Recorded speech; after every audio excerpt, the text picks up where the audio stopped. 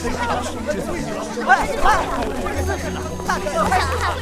说这次大人物都会到场，100年难得一见呐！癸未年大朝市正式放榜。大朝市3甲末名苏墨鱼升阶受礼。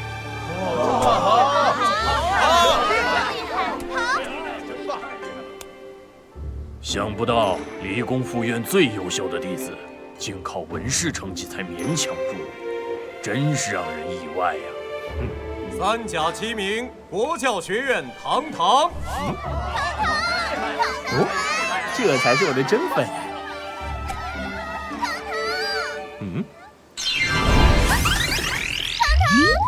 人家在这儿呢！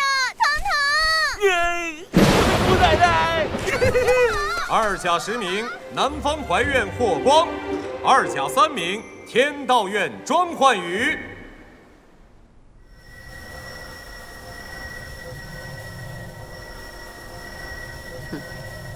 是这样吗？竟然连你也耐不住了。墨雨，你什么看法？娘娘，臣下这点微末修为，如何看得透其中玄机啊？我，哼，你们就都在我面前装傻充愣好了。1甲2名南方骊山苟寒石。癸未年大朝市首甲首名陈长生升阶受礼。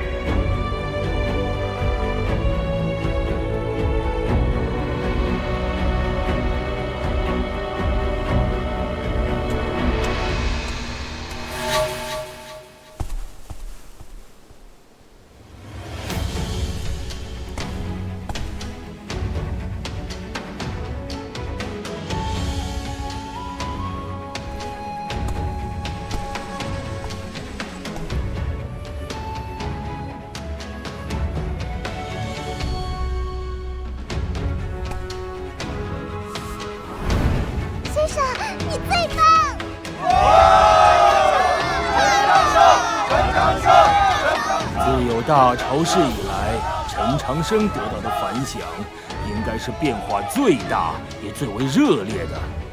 真是艺术啊！这些无知的草民懂什么？不过是瞎起哄罢了。这什么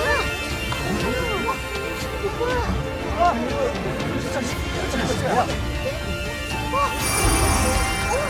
哇！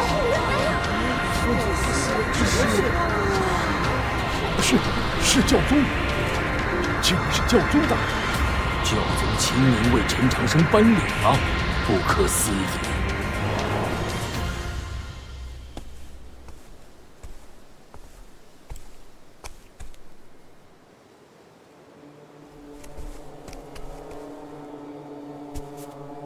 嘿嘿，有刺客！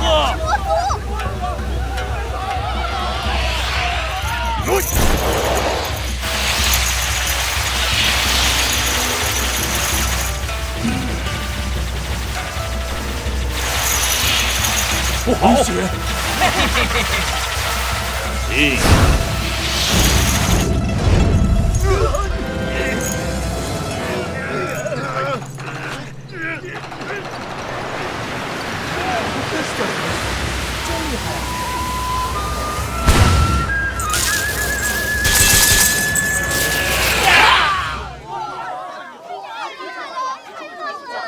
哇，神乎其神呐！这就是武圣人的境界吗？太棒了！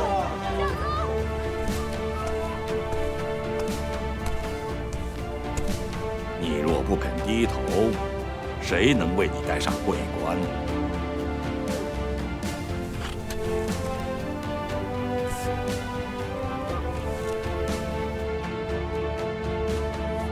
谢谢大人。好孩子，过些天来见我。今天是属于你的。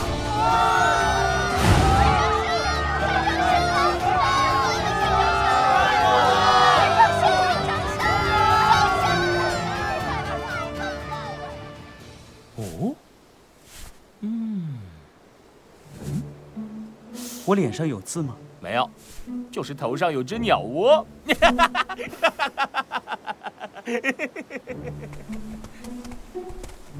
祝贺你，谢谢。切，如果得了首榜首名，就必须带这玩意儿，我宁肯不得。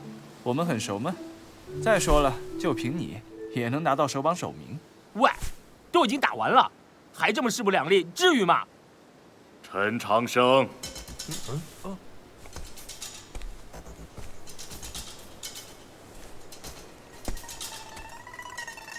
您好。大朝市上的表现不错，今天让府里准备了些酒菜，晚上来家里吃饭。怎么回事啊？他不是反对这门亲事吗？你又后悔了？这也太势利了。好的。他大朝市进16的时候，我说就到这里了吧，结果没有想到，接连的2场大雨，让这孩子竟然到了这个位置。更想不到的是，你还亲自为他代官。我知道那些老家伙想利用那孩子干什么，但我对墨雨说过，我的胸怀可以容纳整个天下，何况你区区一座国教学院和一个少年，可你却忽然表态，这就不得不让我有所警惕了。陈长生是我的师侄。你终于承认了，祭道人果然就是那个人。但那又如何？难道你还想和你师兄论同门之谊？不要忘了，当年我们决意杀他的原因是什么？单凭陈长生就可以证明他不可能是黑袍。或许那一年我们真的是杀错了。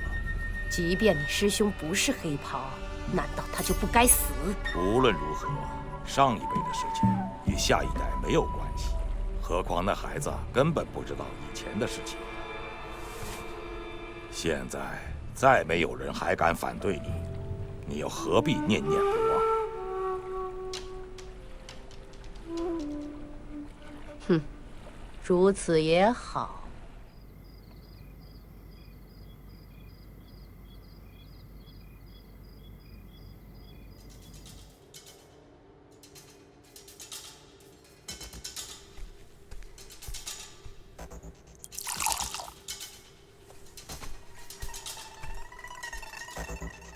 请。谢谢了。我承认，从始至终我们对你都没有善意，但也没有恶意，否则你活不到今天。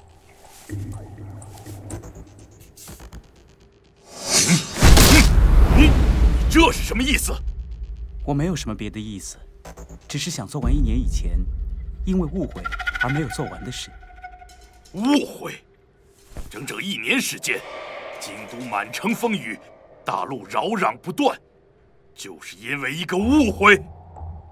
夫人，夫人，我今天来并不是来证明您1年前那些话是错的，而是因为您现在才会相信，当初我并没有说谎。我进京就是来退婚的。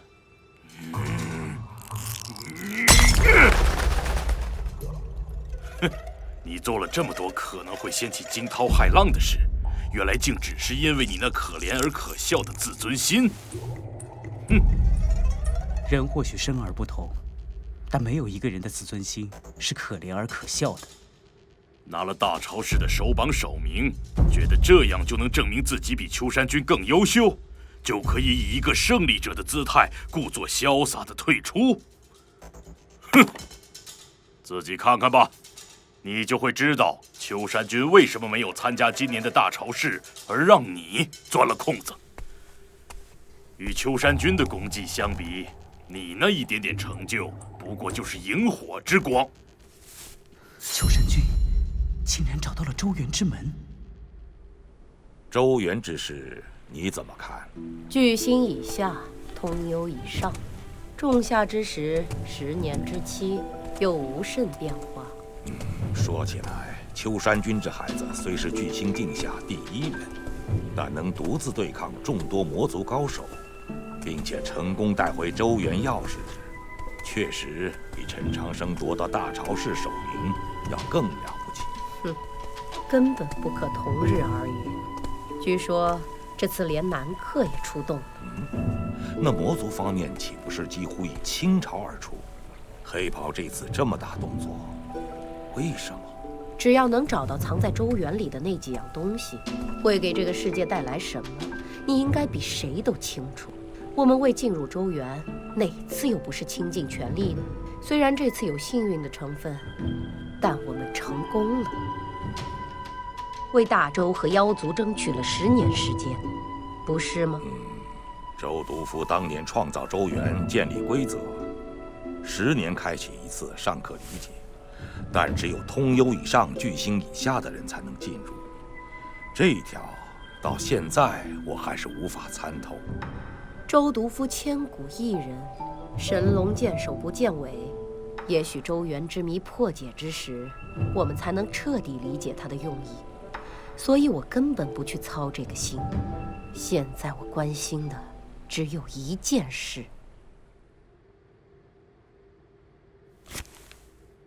当明天这个消息传遍大陆，你觉得你的首榜首名还有几分光彩？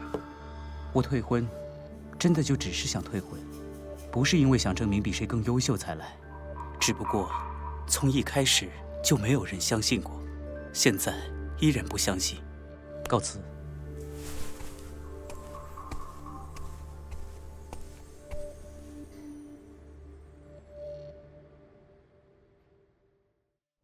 我明白你的意思，但还是要看天书领悟到的结果。今年是大年，谁知道有多少考生能够通幽？这件事就要劳您费心了。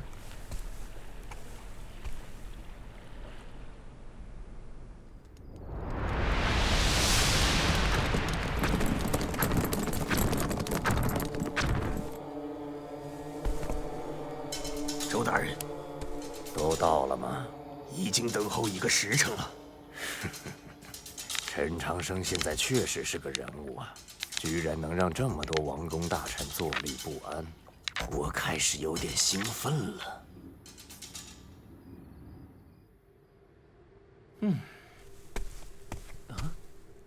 这是怎么回事啊？难道不应该是你向我们解释一下这是怎么回事？为什么是东域神将府把婚书送了回来？今晚我正式退婚了。为什么要退婚？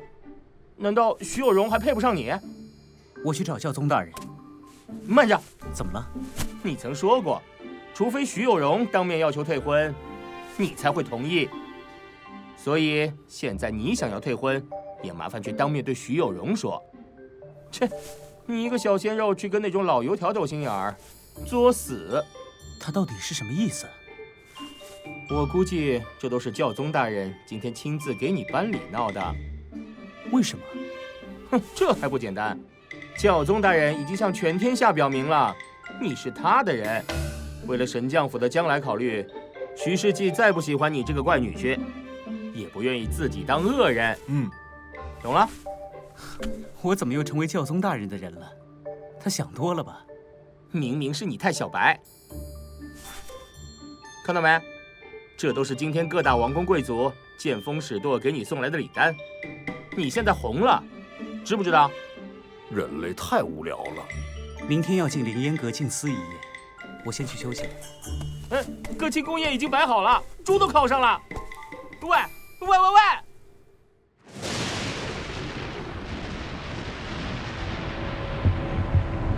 周原开启的真罡之气还没有散尽，周督夫。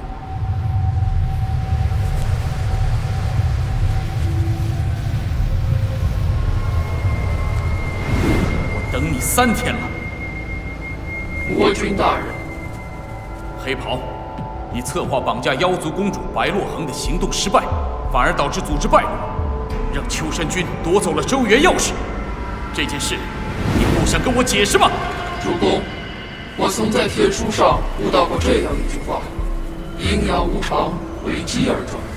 等转机到来，主公自会明白周原之事是祸是福。连我也要瞒着吗？谋略是臣下的事，君王只需看到结果。现在还不是结果。为什么把我的女儿也拉进去？因为那只凤凰。这件事里，唯有南柯大人的加入不是在我计划之中。有些事是宿命，天意难明。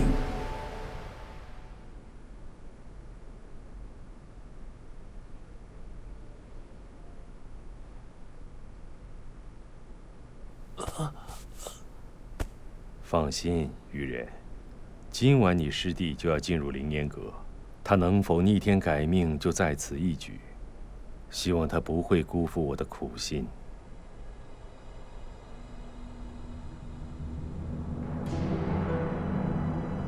这里便是凌烟阁，只有大超市首榜首名，才有进入凌烟阁静思一夜的资格。这是无上的光荣。时辰已到，请升阶入阁。凌烟阁，我经历了这么多风雨，走了这么远的路，就是为了走到你的面前。你到底会告诉我一些什么秘密？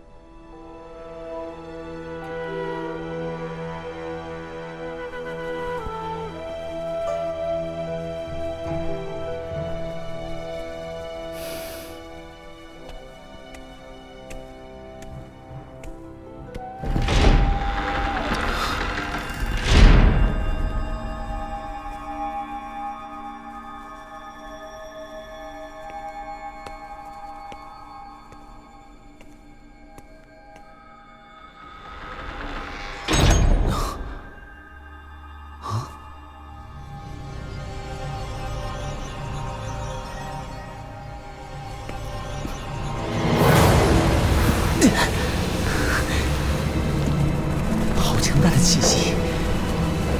这是用来查验我的吗？可是我的识海要决堤了。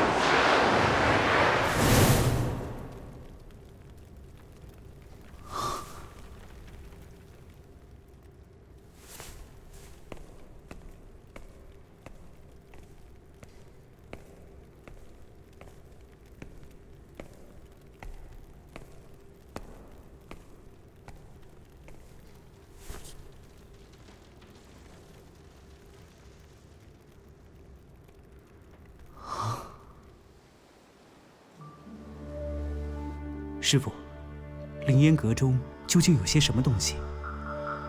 里面有一些画。画？大周太宗皇帝登基之后，第一道圣谕便是建造凌烟阁，并让画神吴道子将所有功臣都绘成画像，以功绩大小论序悬挂阁中，供天下人永世敬仰。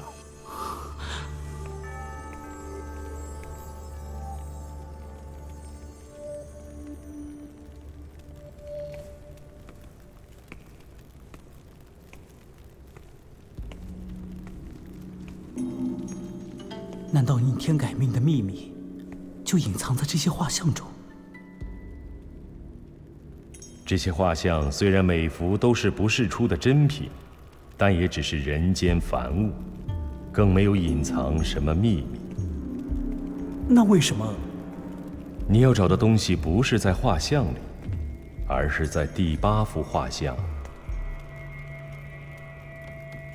右边。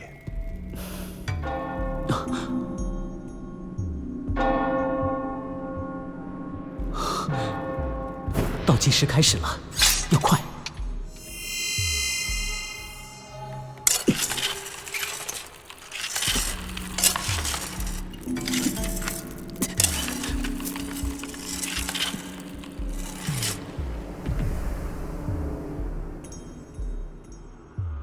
这是主石林。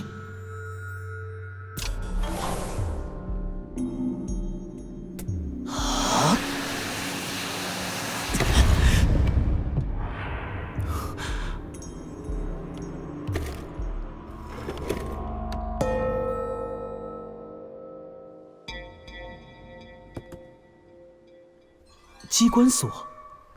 是，从今天起，你要精研此物，必须能在最短的时间内解开最复杂的组合。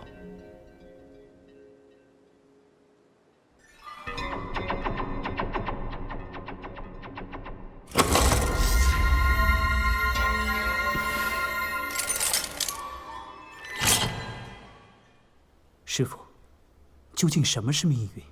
每个修道者与世界发生关联的最初，便是确定属于自己的命星。所以，对于修道者来讲，命运就存在于我们头上的那片星空。每一颗命星与周遭星域中的其他人的命星都会发生关系，而每一片星域又与整个星空互相联系。于是，每颗命星都有了属于自己的联系和轨迹。而你的命星所有联系和轨迹的总和，就是你的命运。改变自己命星的位置和亮度，使之与整个星空发生新的联系，即所谓逆天改命。可是亿万年来，无数观星者留下的记录证明，星辰的位置和亮度永世不移，更不要说身处人间而身首异星了。难道真的有人成功过？等你拿到王之策的那本笔记，也许就能找到答案。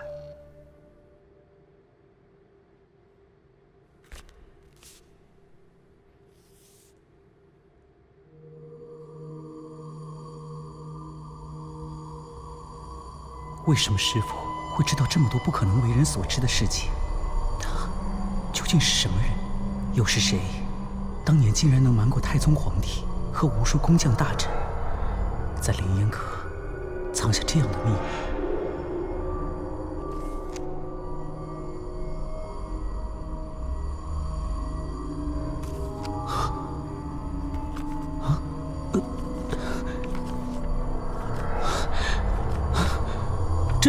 这是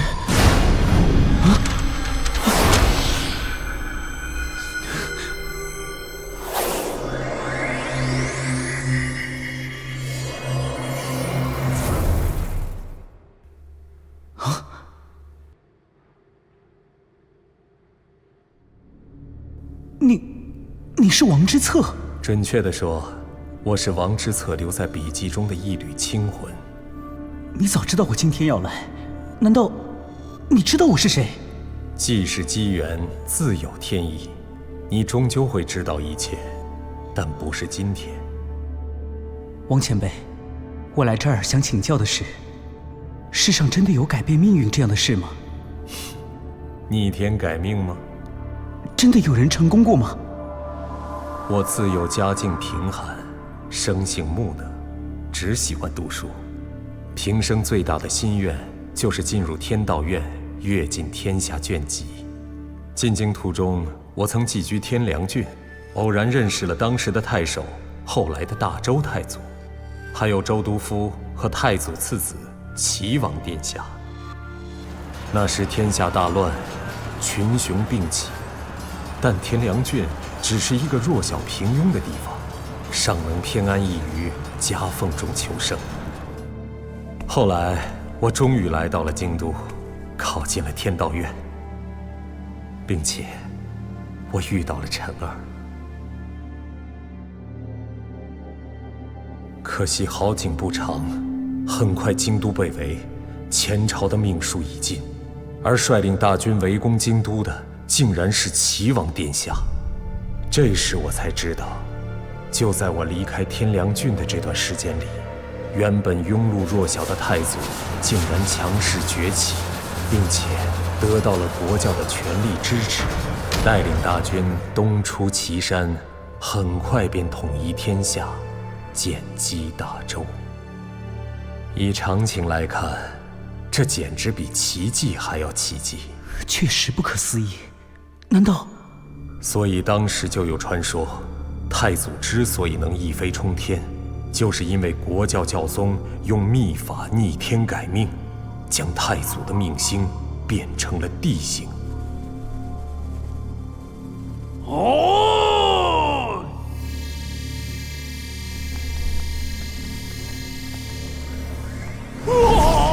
但太祖也为此付出了惨重的代价，只能留下一子以传血脉，其余诸子则要全数向星空献祭。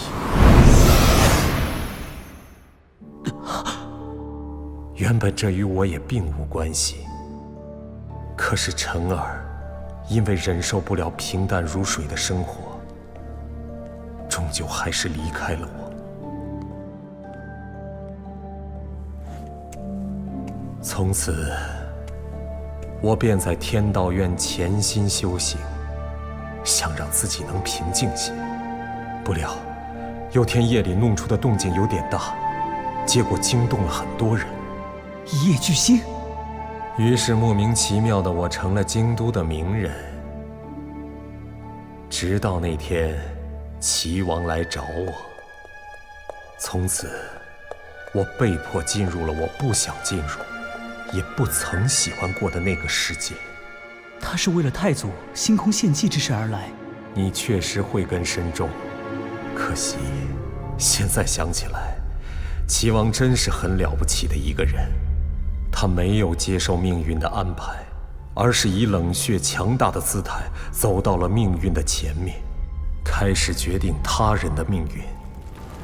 他没有等着被太祖选择，而是代替太祖做出了选择，杀光了所有的亲兄弟，只给太祖留下自己这么一个儿子。您也参与了百草园之变。齐王来找我，确实是想让我帮他，但是我没有答应。所以他把我软禁在了深宫，让我陪着已经被他废黜的太祖，应该叫太上皇了，因为当晚齐王便已继承大位，成了太宗皇帝。后来太祖皇帝魂归星空，陛下也许是想起了旧情，让我做了北征魔族的副帅。这一次我是义不容辞，很幸运，我们胜利了。魔族大败，退回雪老城，再不敢南下一步。这又是一个和太祖逆袭天下一样奇迹中的奇迹。一直以来，人类都在魔族的压迫下苟延残喘，太宗也在他们的手上经历了无数次惨败，直到北征之前，也看不出有任何获胜的机会。难道这又是逆天改命的结果？特别是在太宗下旨建造凌烟阁之后，这个传言达到了顶峰。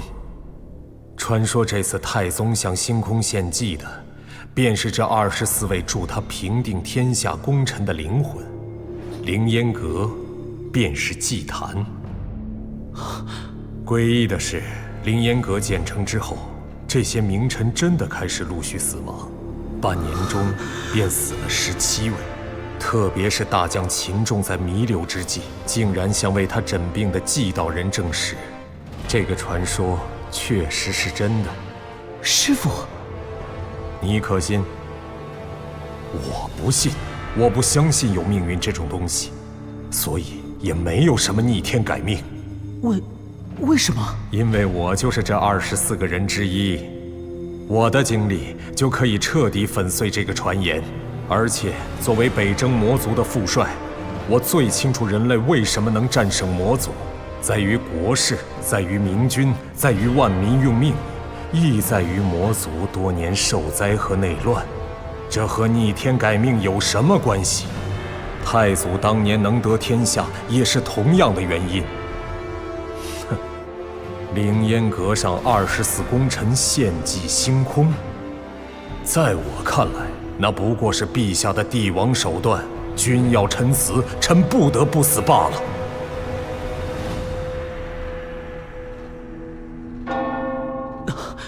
国教的人就要来了，可我的疑问还没有解答。前辈，命途就在我们自己的脚下，只看你怎么走，怎么选择自己的位置。想想太宗陛下当年的百草园之变吧，没有命运，只有选择。前辈，前辈，记住，位置是相对的。位置是相对的。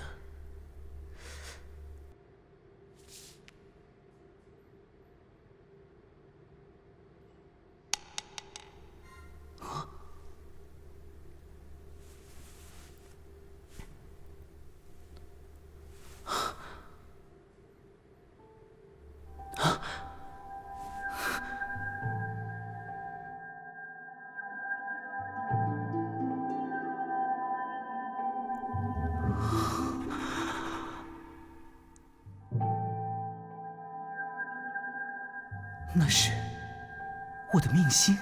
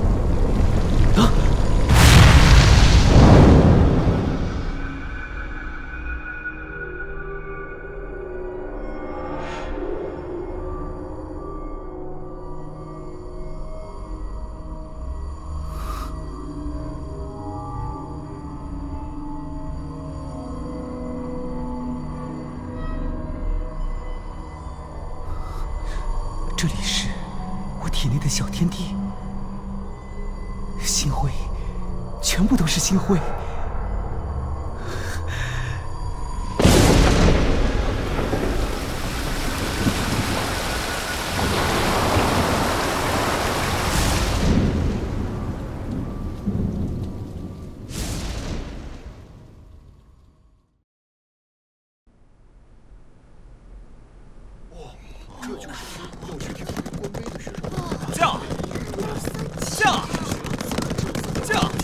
这些都是大招式前3甲的考生，他们是去天书灵官杯悟道的，大周的未来全靠他们了。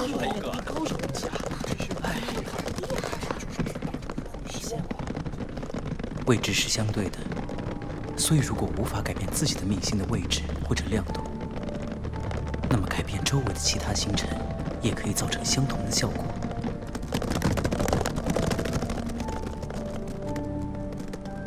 同理，如果无法直接改变自己的命运，那就去改变那些你生命中最亲密的人的命运。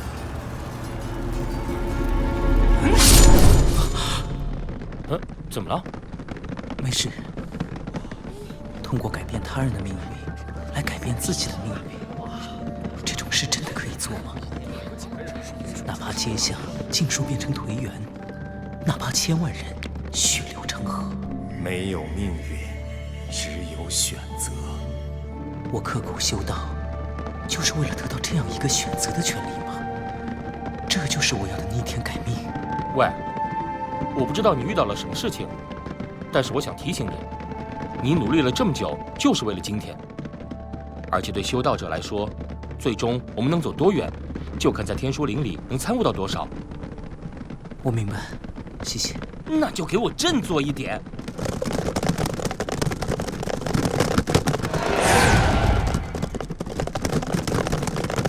对了，你昨天晚上在凌烟阁，大概还没有听说，我们找到周原了。我前天就已经知道了。啊？那你不告诉我？忘了。你！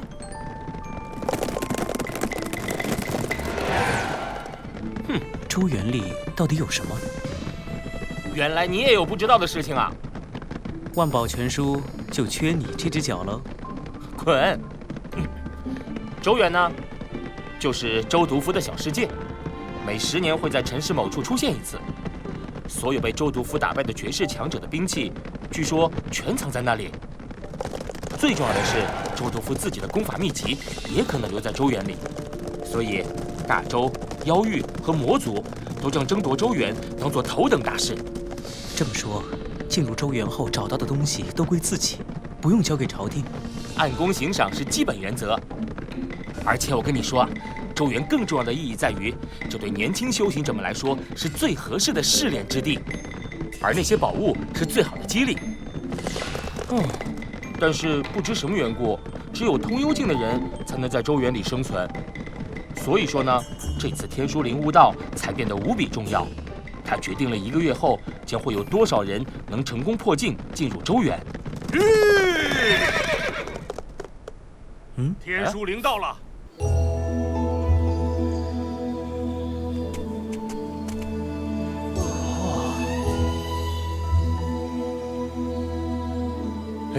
天书碑不是都在陵上吗？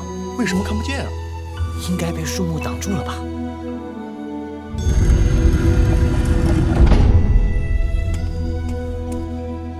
这个人啊，就是天书灵中的卑士。卑士，他们一辈子都在这里破解天书的秘密，而且发过血誓，终生不出天书灵1步。啊，探究天道当然是乐事，但是生命难道不应该是因自由而喜悦吗？怎么能尽数放在这片青山之中？切，要你同情，世间多少修道之人，羡慕还来不及呢。喏，怎么这么慢？真想直接就飞上去。闲人退避，观碑者请随我入陵。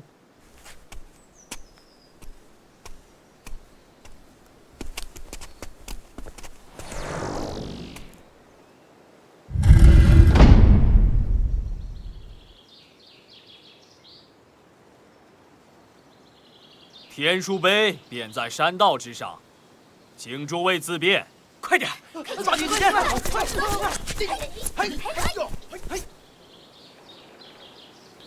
为何大家这样着急？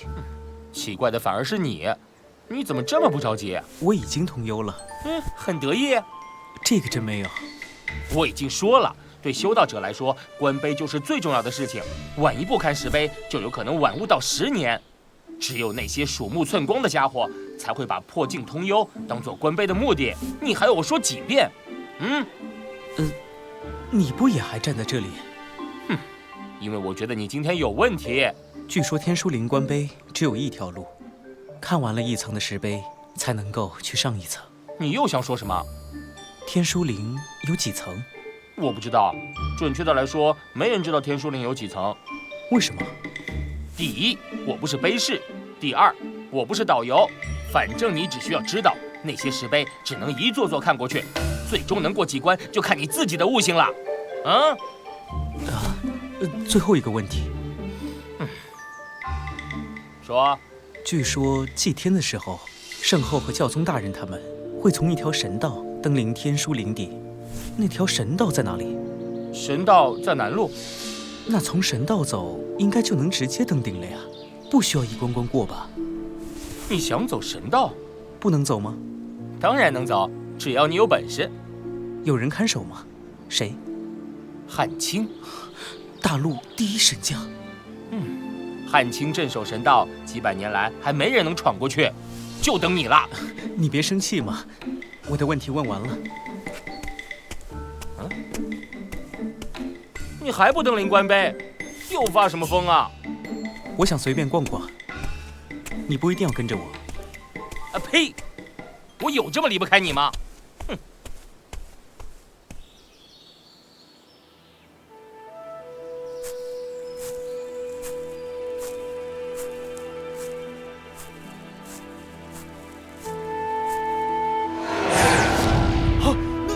你不是？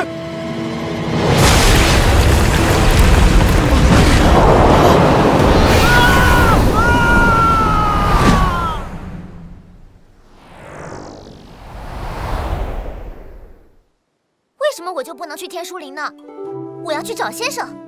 洛洛殿下，您想进天书陵随时都能进，但不是现在。您大朝时不是还没有成绩吗？这是规矩。那哲秀他为什么能进？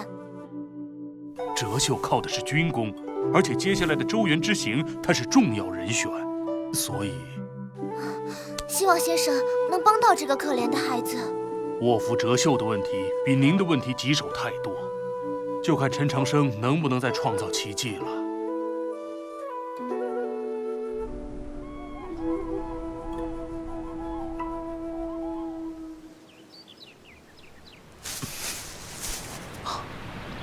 这是天书岭南路了。黑石屏，这就是天书陵的神道吧？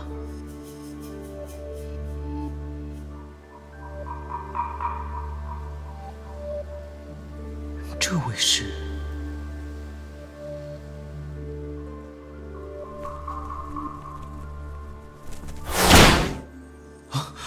大陆第一神将，果然。哲秀，怪不得500年来从未起身，却没有一个活物能在他面前通过。我一直都在国教学院等你，你怎么没有来？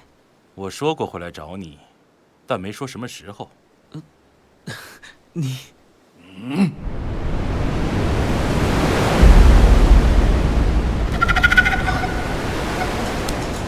晚辈有礼了，快走。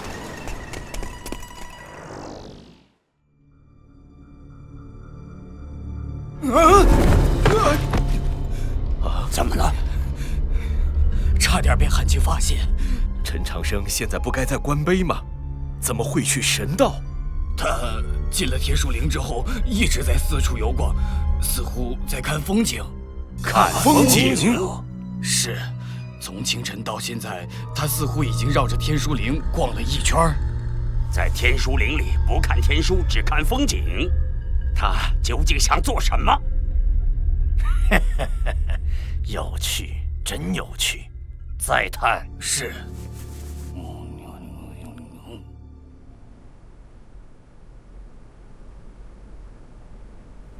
都快1天了呢，我突然想起来，我还没吃过东西。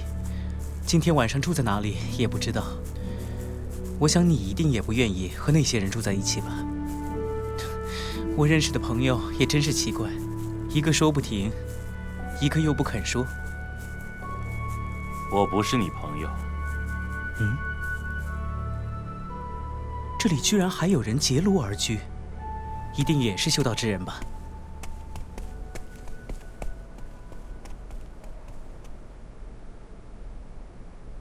这位先生，您是这间草舍的主人吧？我们2个也是来观碑悟道的，请问能否在您这里借宿一晚？你做饭。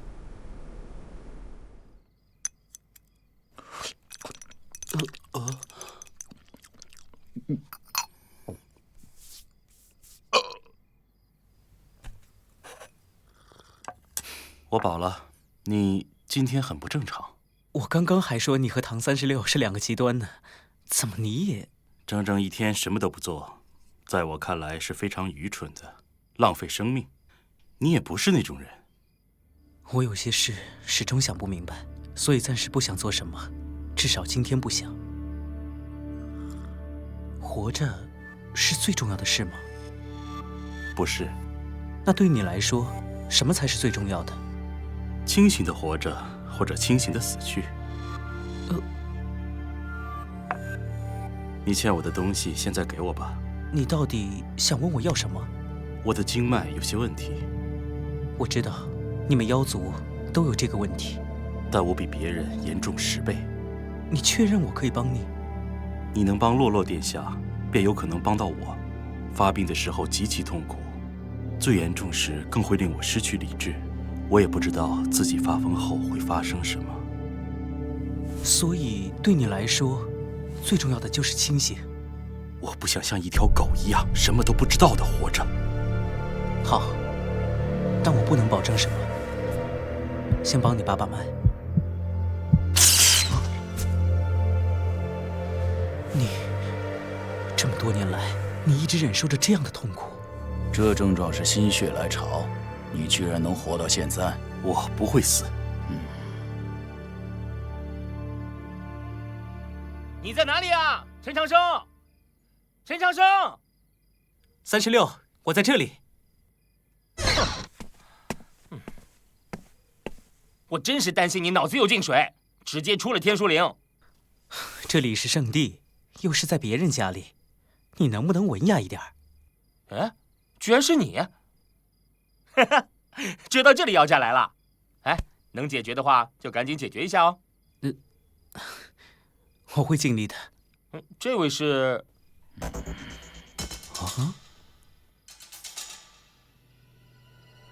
去！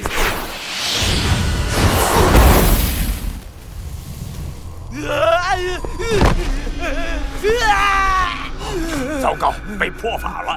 天书林中除了汉卿，还有谁有这种本事？难道是那个人？他怎么跟陈长生混在一起了？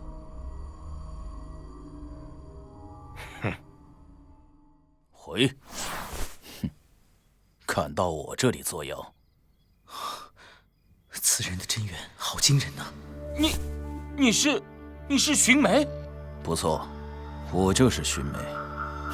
没想到还有人记得我。踏雪寻梅，怎么可能没有人记得前辈？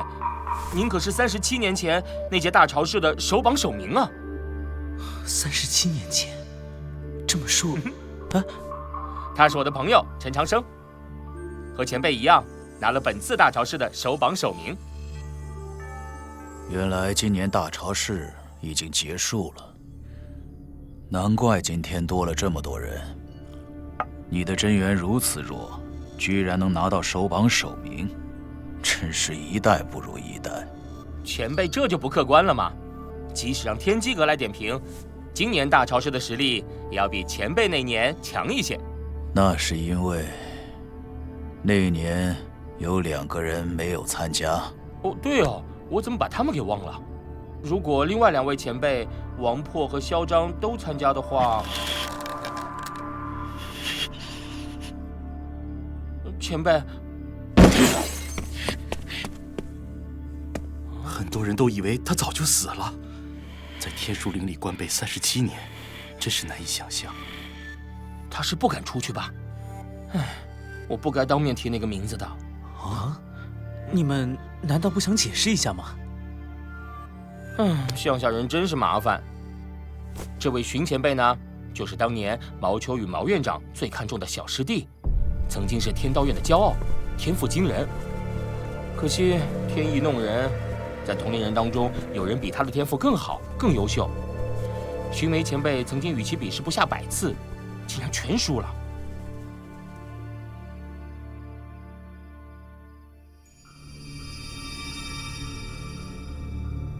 20年前，我曾经请你来京都劝他出来，但你没有来。他自己不想出来，那么谁也没有办法劝他出来。那为何今天你来了？不知道为什么，我觉得他今夜会出来，所以我来等他。那个压了荀梅前辈半辈子，以至于让他在天书陵中一待37年的大天才，就是天梁王破。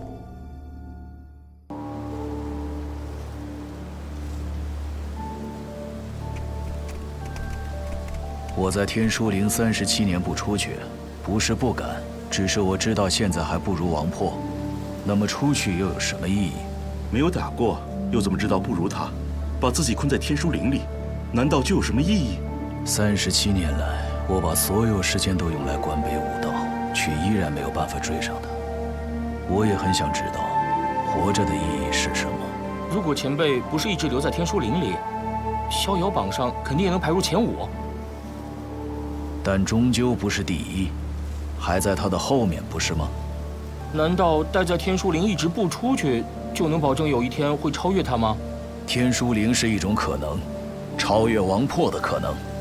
只要我在天书陵里，总有一天就能成功登顶，彻悟天道真意。到那一天，王破如何还能是我的对手？前辈，您这37年看了多少座碑？最开始我用了3个月就看懂了17座碑，后来越来越慢，真的记不清了。也许你已经记不清37年一共看了多少座碑，但我想你应该能记住已经有多少年没能再破解一座碑的碑文了。我记得王破当年在天书陵只看了31座石碑便离开了。我虽然记不清了，但我很肯定，我比他看的石碑多。那又如何呢？以王破的天赋，他要是留下来，肯定能再多读几座石碑。可他为什么坚决的离开？因为他清楚自己的极限在哪里，继续留在这里就是一种浪费。你们是说我在天书陵这些年都是在浪费生命？不，他的天赋远胜于我，除了天书陵，还有什么能帮助我超过他？天书陵外，能有什么比那些包含无上妙义的石碑更能帮助我修行的？你说，你说。有很多，战斗、风雨、天地自身，还有贫穷苦寒。最重要的，天书陵外有生死。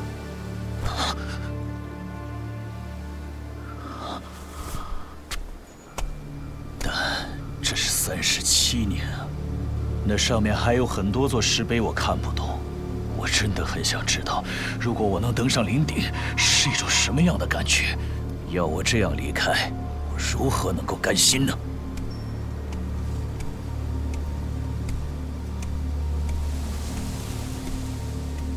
他要去哪里？去看碑吧。37年来，也许每个夜晚他都是这么度过的。不对，他是去陵南。他要闯神道，登顶天书陵。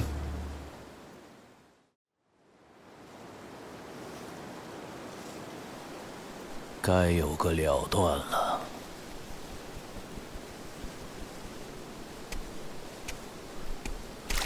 寻梅前辈，年轻人有什么事？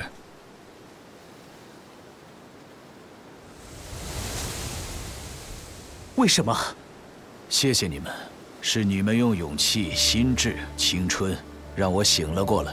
现在，我要去见证真实。如果您真的醒了，就应该出天书陵去找王破一决高低啊！我的敌人真的是王破吗？不，37年之后，我的阴影早就不再是王破，而是他。他已经困了我37年，现在该是破障的时候了。但是，请小心。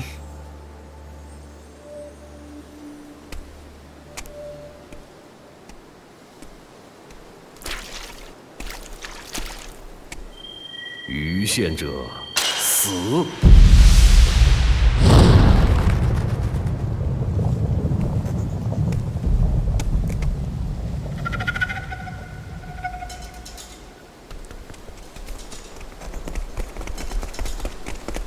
这是怎么回事？哼，这都看不懂。有人要闯神道，居然有人敢挑战汉卿，是谁？寻梅前辈。寻梅前辈居然还活着，他一直都在天书陵观碑。废话。嗯，怎么就你们4个来了？其他人呢？他们在观碑，舍不得离开。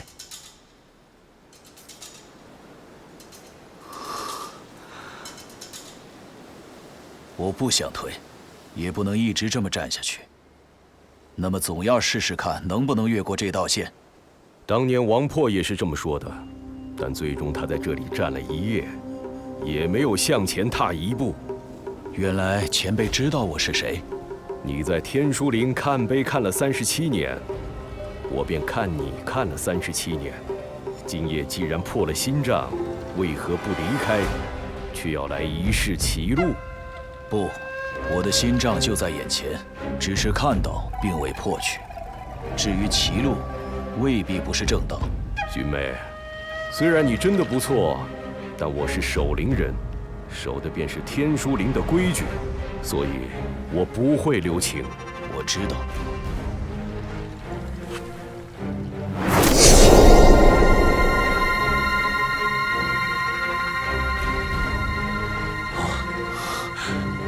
天人感应吗？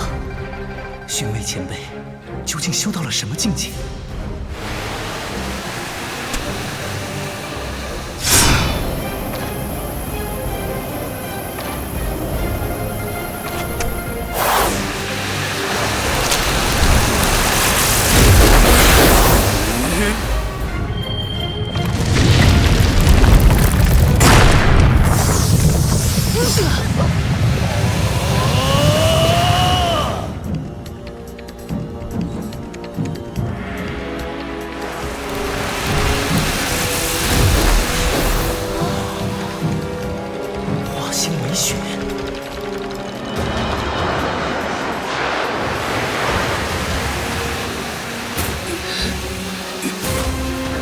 踏雪寻梅，这才是踏雪寻梅。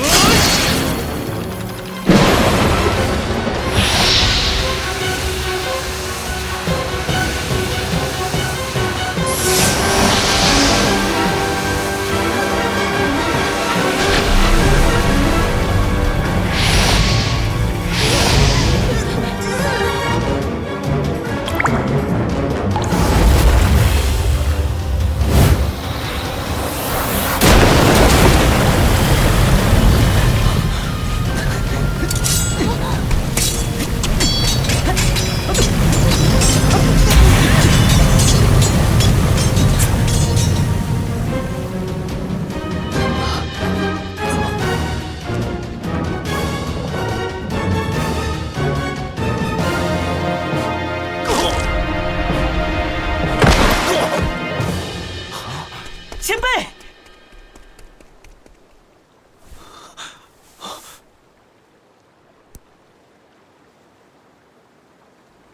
怎么样？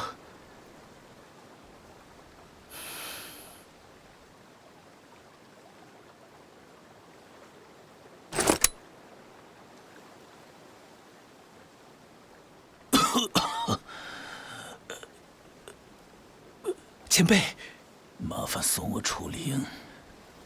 我在这里待了37年，不想最后还要死在这里。哦，请放我下来。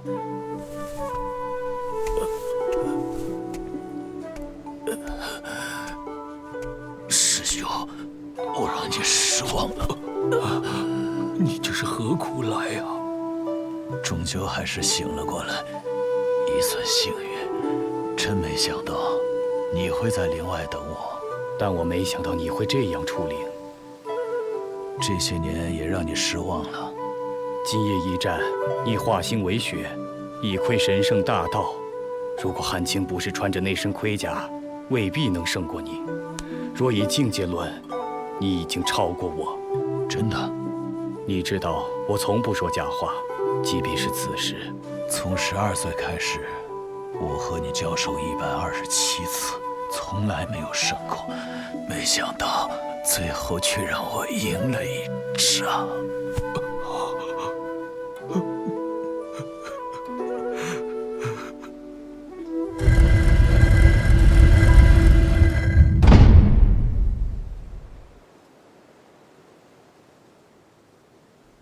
值得吗？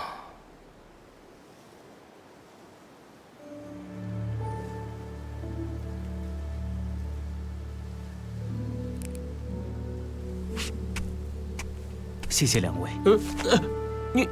你又发什么神经啊？你不是问我今天出了什么问题吗？现在我可以告诉你，因为昨天在凌烟阁的所见所闻，让我突然对修道产生了厌恶和抗拒。哦，原来是迷失人生方向了，怪不得一直绕着天书岭打转，就是不肯上山观碑。其实是在故意逃避是吗？不错，但是今天你们和寻梅前辈却点醒了我。一直以来，我执迷于自己的生死，就和寻梅前辈执迷于天书灵一样，这皆是心障。其实只要顺心意就好。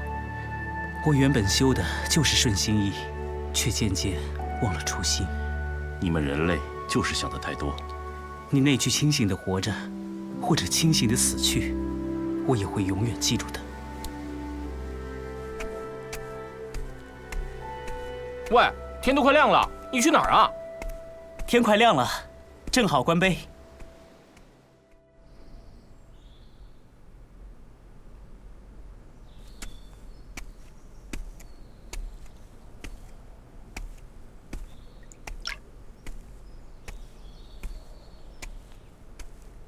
原来，真的只能破解一座石碑，才能去下一座石碑吗？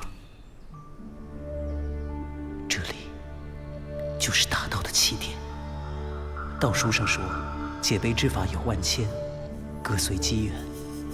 但自古以来，主要有3法：去其形而练真元，去其意而动神识，去其势而拟剑招。但是，这3种方法真的正确吗？世上第一个破解天书碑的人并不会修行，他又是如何参悟的呢？而且碑文若是不可辨的参悟对象，为何大家解读出来的信息会完全不同呢？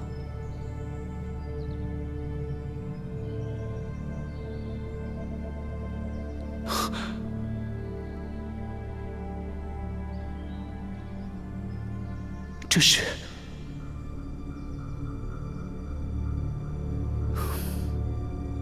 一江烟水照晴岚，两岸人家皆画眼。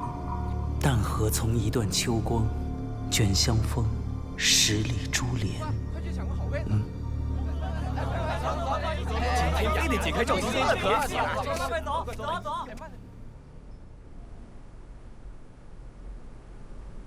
你说天书岭有一名碑士失踪了？不错。年光先生从残存的真元气息判断，可能是鬼眼作祟。鬼眼嘛，看来随着教宗大人的表态，他们对国教学院和陈长生的恐惧越来越强烈，不惜铤而走险了。但是他们敢在国教的至高圣地天书陵动手，也实在出人意料啊！莫非是圣后娘娘？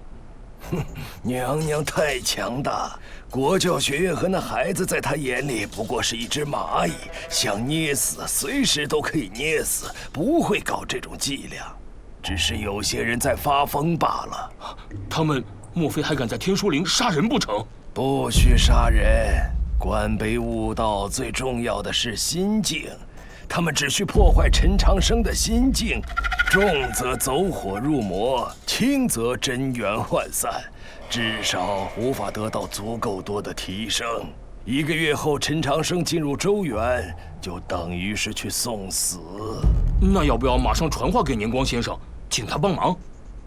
年光啊，他也不见得喜欢陈长生。那如何是好？去找年光也可以，不过告诉陈长生，归根结底，他要自己来解决这件事。天书陵是圣地，亦是大牢。是。而且周通可能就在陵外等他。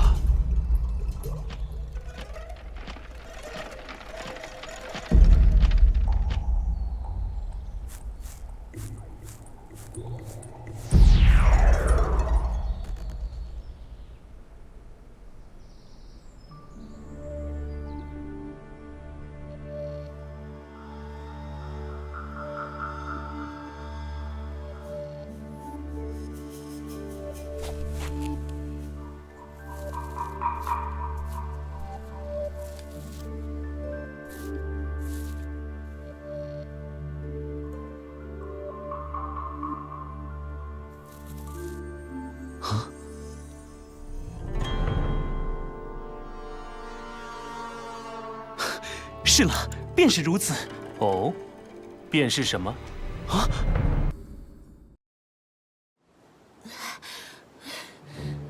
我还能再撑一会儿。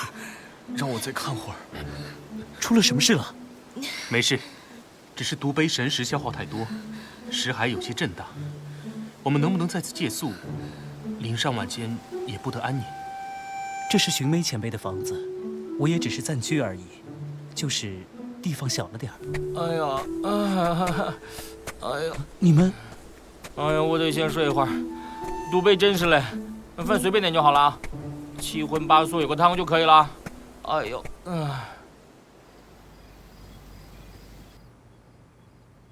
你与石海相连的主督脉夹层有些问题，所以每当石海涌动时，都会心血来潮。如果心神消耗过巨，一旦压制不住，到时候谁能救你？这才第1座碑，何必着急呢？当年周督府只看了一眼赵青碑，便去了第2座碑。你说过，比起变强，清醒的活着，才是最重要的事。是的，但在我的世界里，如果不够强，也没办法活太久。你今天怎么样？把碑上的线条与自身经脉相对应，然后调动真元，从古至今都是这样解，还能如何？几千年了，你们北人还是只会用这种傻乎乎的办法。天书碑文怎么可能是真元运行的线路？明明是神识感知的方法，好吗？哟呵，搞得好像你们男人都已经得道升天了似的。哼，那为何天书碑是由我们北人掌管？你，历来修道的经验证明，可以有万千种解碑的方法，个人有个人的机缘，只有天书碑自身才能辨别对错，多真无益。切，喂，你说呢？依我看来，这2种方法都不见得是最正确的。啊？还是你牛？难道你持天书不可解观？我只是认为，现在世间常见的这些解碑流派，都已经偏离了天书的原本意思。那你是什么意思啊？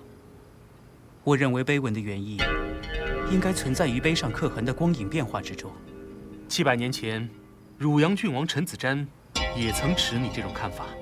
是的，但我认为此法不可信。为何？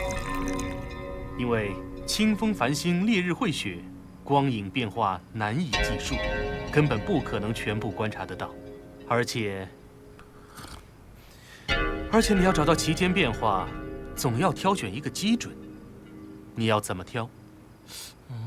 感觉。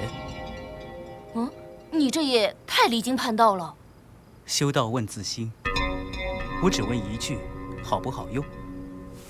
寻梅前辈在此观碑37年，一定对此有过深入思考。如果还能请教他就好了，应该就在这屋子里。我早该想到的，快找！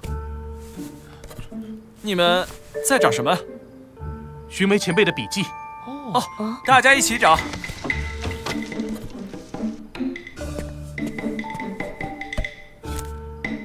你们看看，是不是这个？你怎么知道他在那儿？哦，刚才我看饭桌不太平，所以就随手抓了一叠破纸垫在下面。啊？大家别冲动啊！嘿嘿嘿嘿。哎呀，住手！快住手！啊！我的个天，他竟然找到了7种解赵秦碑的方法。前辈果然是前辈。 哎，你干嘛？赶紧打开再看看呀！我们现在连第1座碑都没有过，把这一段看完就够了。贪多冒进，有害无益。不错，观碑岂是1日之功？今天大家神识都消耗不少，还是早点休息吧。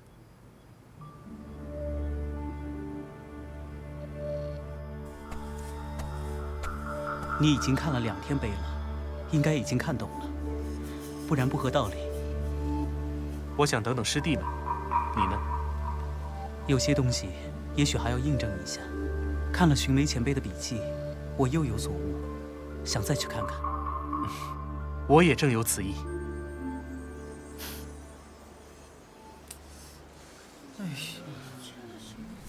哎，看，有人来了，是谁啊？陈长生，他怎么来了？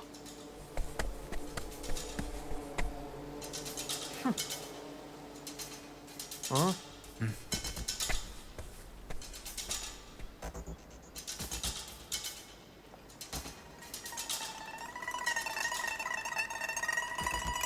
有所得。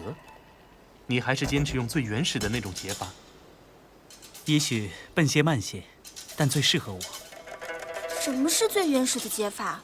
化线为术？不，最原始的解法就是把真元、神识和招式都尽数忘却，然后……哼，荒谬至极！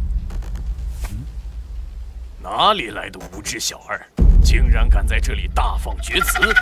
师叔，这位是我怀院前辈季进先生，奉道于天书陵已有20余载。哇，是老前辈！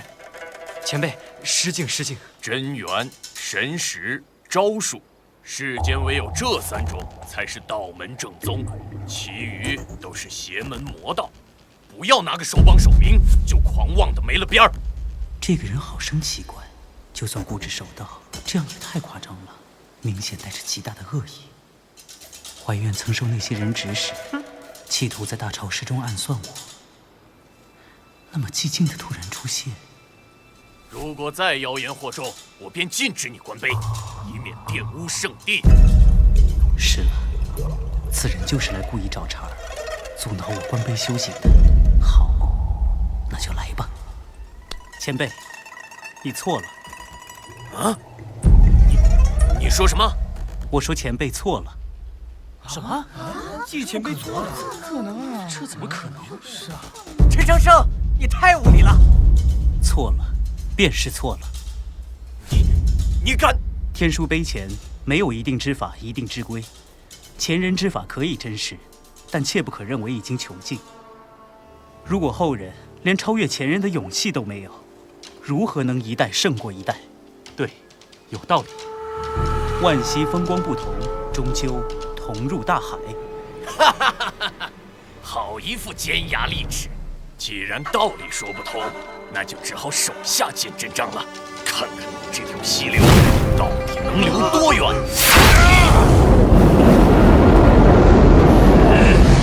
够了！是年光先生，真是他。来的真是时候。刚才寂静先生说的很有道理，不过你坚持开创新路也是有勇气，并无不当。谢谢。季兄，你初入灵时，人人赞你心静如水，今天却怎么了？莫因小不忍，坏了一生修行啊！哼！天书陵是圣地，严禁争吵喧闹，更不许动手伤人，违者教规难容。年光先生，你也别说了，明天还要继续观碑，早点歇息去吧。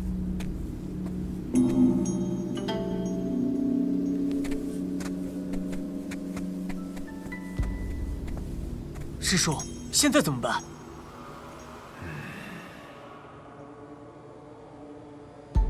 我是碑师，如果被发现出灵，就完了。急着找你，当然有大事。再说，用周大人的车来载你，谁敢查？是要对付陈长生吗？本来不想动用你，可惜鬼眼不小心被寻梅破了法，李公那边有了警觉，不能再找外人潜入了。天书陵里不能杀人，没让你杀的，只要别让那小子顺利解碑就行。办法你想。寂静兄，别让我们失望了。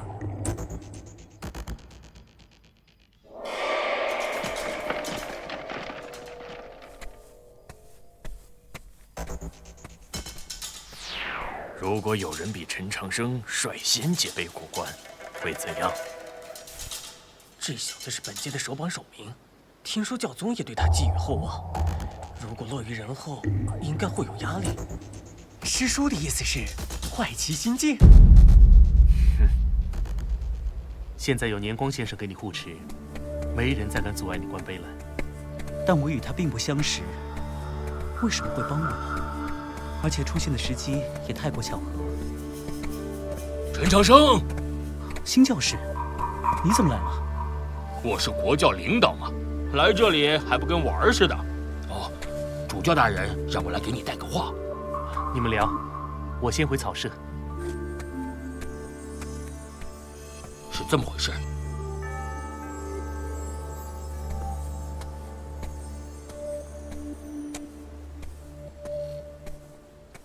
陈兄，你怎么才回来？来，我给你介绍一下，这位是我三师弟，也是半壶的弟弟梁孝晓。你好。他是去年大潮市的首榜首名，你们俩一定能谈得来。这几日三师弟一直在东庭碑前入定，刚刚才来找我们。东庭已经是第6座碑了，三师兄，你真了不起。哼，1年才到第6碑，历届首榜首名里也只能算一般般吧。你这是什么意思？三师兄，他就是这样的人，别理他便是。有人要破镜啦！据说是魏姐辈先通幽啊，一定是大场面。那还用说？哎，你们在说谁？钟会。哦，快去看看。走走走走走。钟会。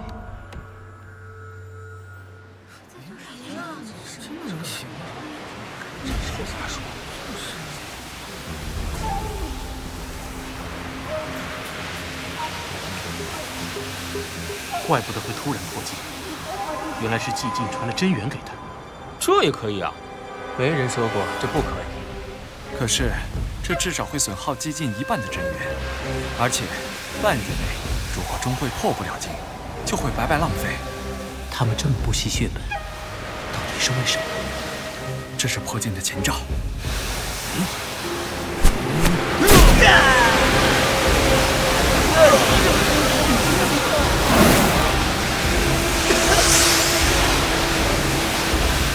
怀院的祭天丸。哇！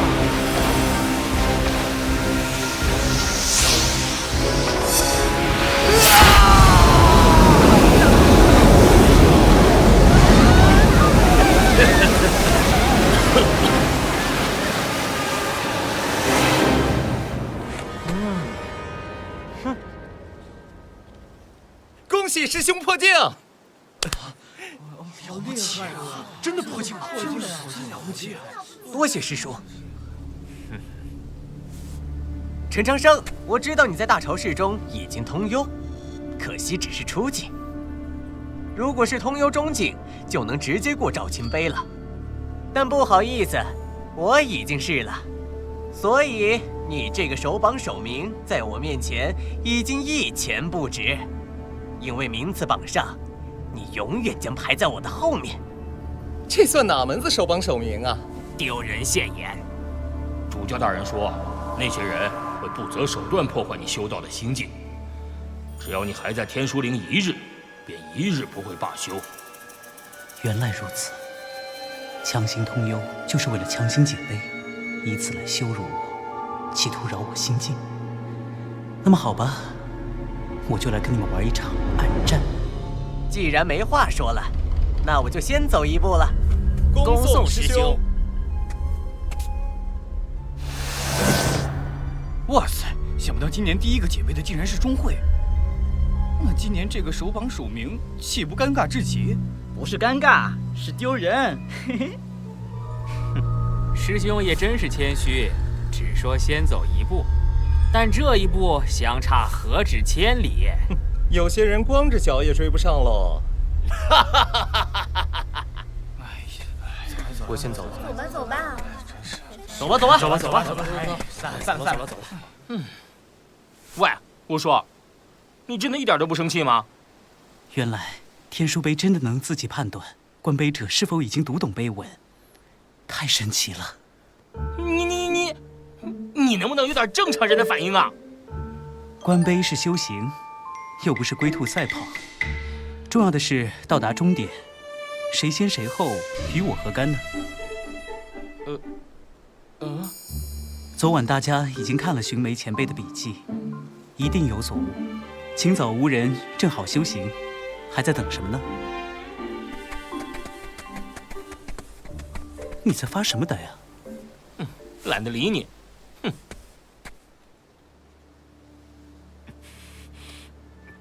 如果能把以前的那些念头尽数忘却，或许便可以解碑。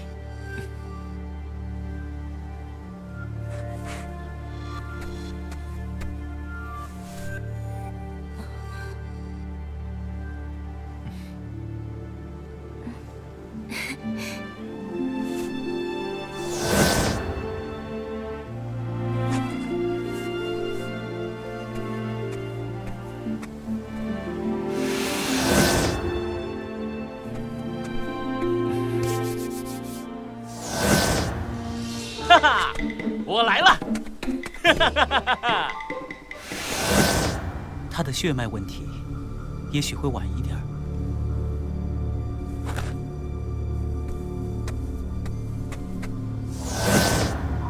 现在该我们了。不，我还不行。不可能！你既然不在乎输给钟会，那还在纠结什么？不是因为别人，是我自己。我总觉得还差了些什么，难以完全说服自己。难道你想重新再想一个方法？你知道这很危险。我修的是顺心意，不能勉强自己。告辞。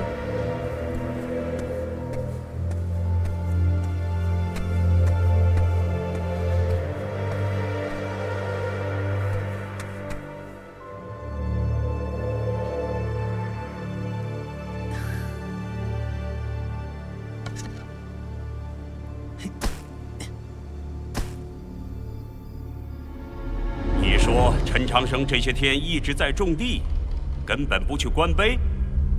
应该是目击了钟会当先解碑，又遭到众人嘲笑，陈长生心态失衡，修道难以为继，以此来修复心境。国教修心八法中确有以劳作平息心境的法门。季先生辛苦了，可记手功。你们这是在向圣后邀功吗？不敢。再去看，这小子不是你们想象的那么简单。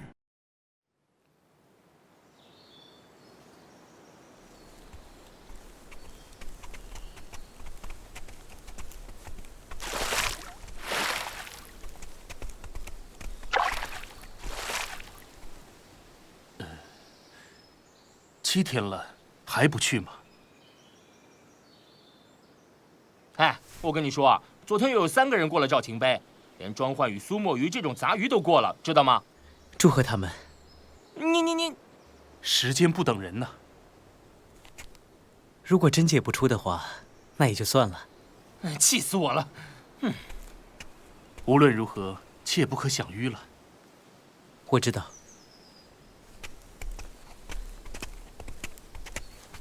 哎，哲秀，我又想到了一种新的疏通经脉的方法，今晚我给你试一下。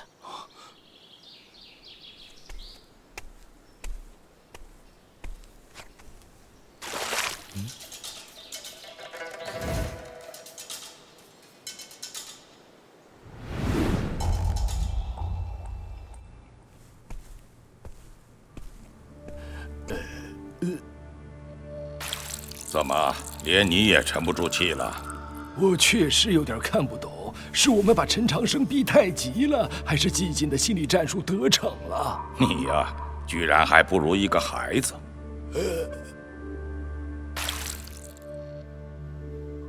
我相信先生，我不知道他为什么直到现在还不去解碑，但我很肯定，他一定会让所有人再一次震惊的。15天了，我已经看到第3碑了。可以啊，36。更重要的是，我快要破镜了。是吗？那真好。那么你呢？还要等到什么时候？36通幽是大事，不能大意。麻烦你也帮我盯着点。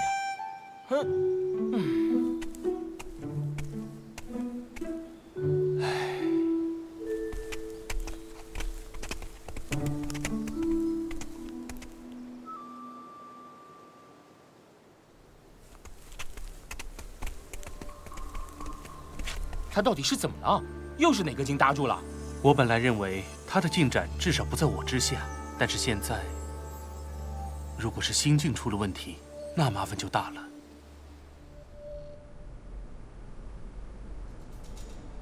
情况就是这样。已经23天了，看来这次陈长生是真的不行了，倒让我们白白紧张了这么多天。再璀璨的钻石又能猛烈燃烧多少时候？要知道他去年可是整整燃烧了1年，应该没问题了吧？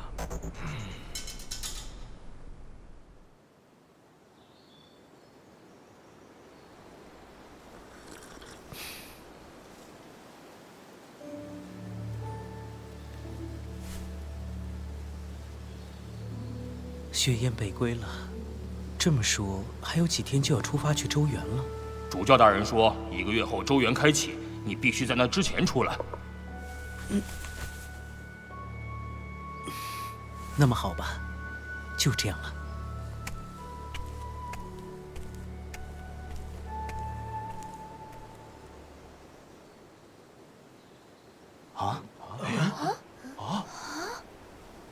哎，他怎么来了？不是已经自暴自弃了吗？难道是想垂死挣扎一下？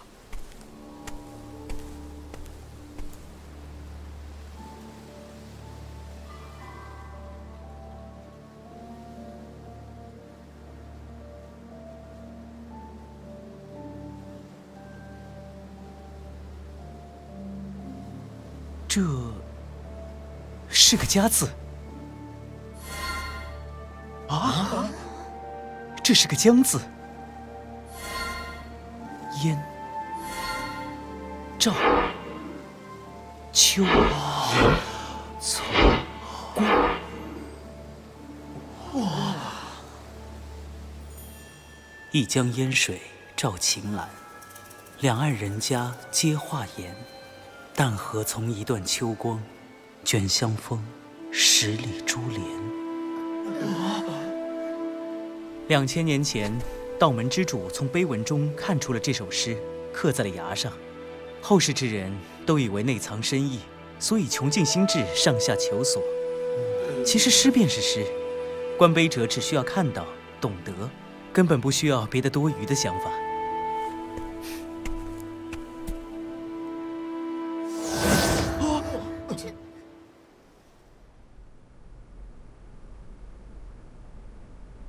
主教大人，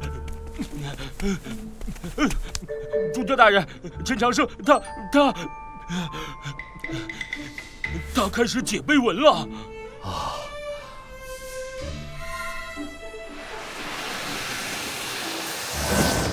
哎呀，他居然也解了赵晴碑，到现在才解开第1座碑，没什么了不起。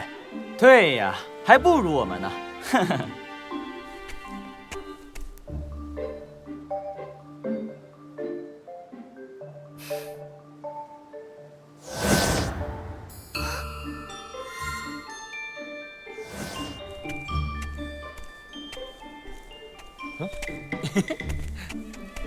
喂，你是怎么做到的？半天就解开2座碑，我就知道你行的。嘿嘿。祝贺，谢谢。总要有个道理。天书首先应该是书，不需要破解，只需要理解。啊？我先走了。哎，你这就要回去啊？也对，好好歇一下。我是说去那里。啊？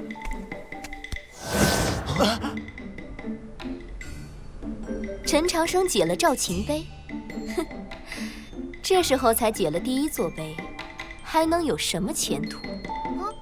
不是1座碑，是6座碑。他现在已经到引江碑了。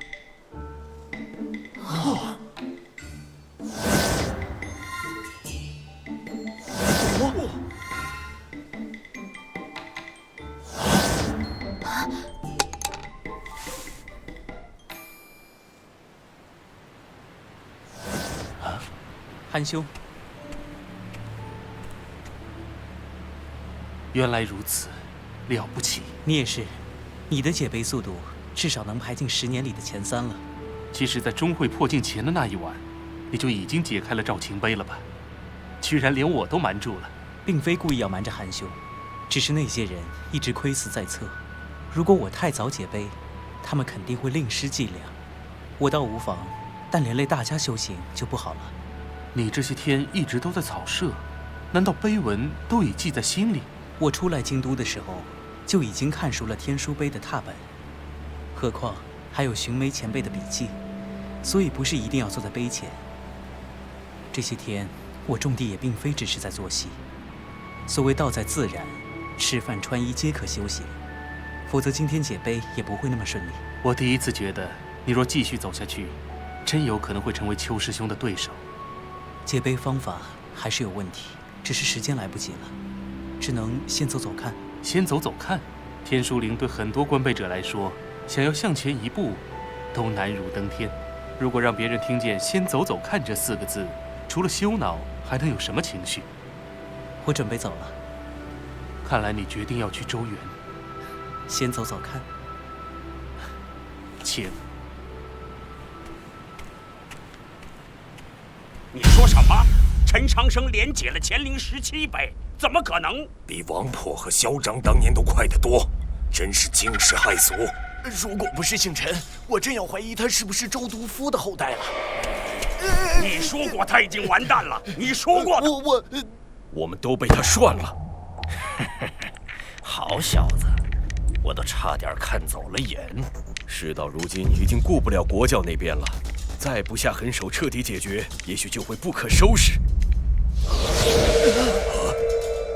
修行1年至通幽，观碑半日尽已将。不愧教宗大人看中的孩子，京都各处都在这般谈论。同样是一日看尽乾陵碑，但周毒夫当年是真的参悟了，陈长生他还差得远。臣不是太懂。当年周毒夫漫步天书林，眼落碑文，步踏庐间，境界气息无时无刻不在变化。但陈长生看完乾陵碑，却依然还是通幽初境。你说他是真悟了吗？娘娘人在深宫，对天书林中的情况却了如指掌。但半天就解了17座碑，也很了不起了，至少比我当年强多了。但你解碑时当即巨星成功，他呢？就算他把所有天书碑全部看懂，但境界没有任何增益，又有何用？我现在最想知道的是，他看到乾陵最后那座碑时会是什么反应？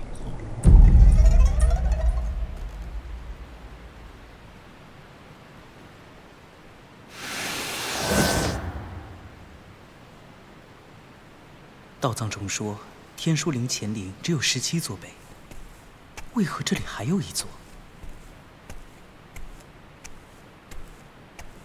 啊？断碑。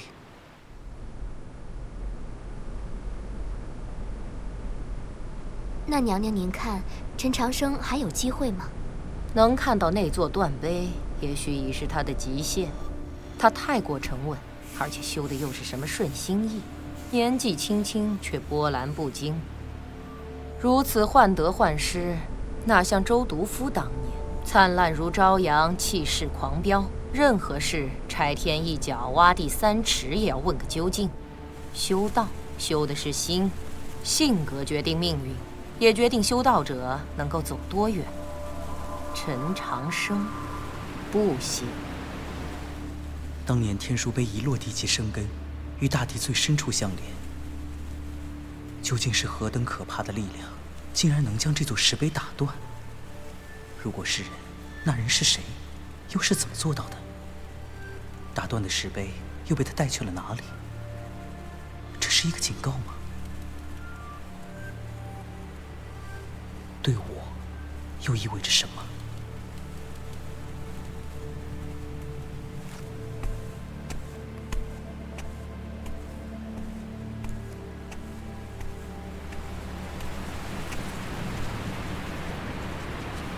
寻梅前辈，现在我要去见证真实。我走了那么久，那么远，也只是为了见证一个真实。寻梅前辈为此甚至不惜赌上性命，而我还能输掉什么？又在怕什么？既然要顺心意，既然意难平，那就不要气自己。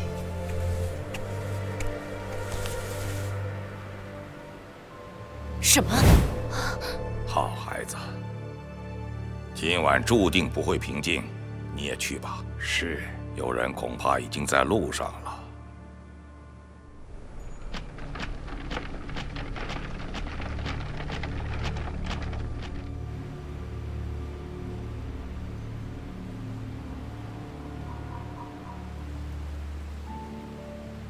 第18块碑虽然无迹可寻，但它既然也位于陵前，那么从前17块碑中，应该能推断出一些信息。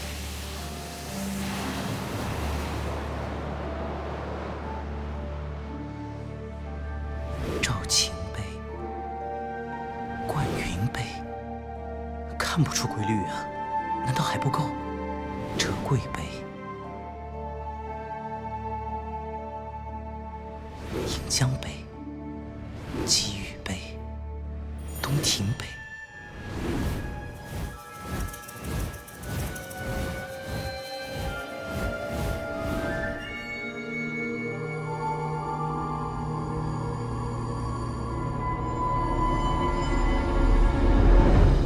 太复杂了，碑文太多，根本无法完全关照。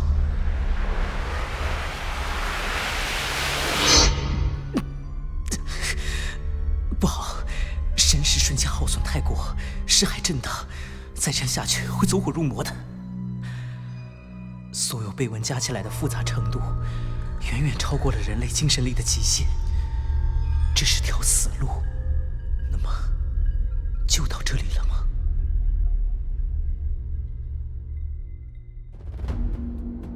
纵列。对了，天书碑在山道上依次排成纵线。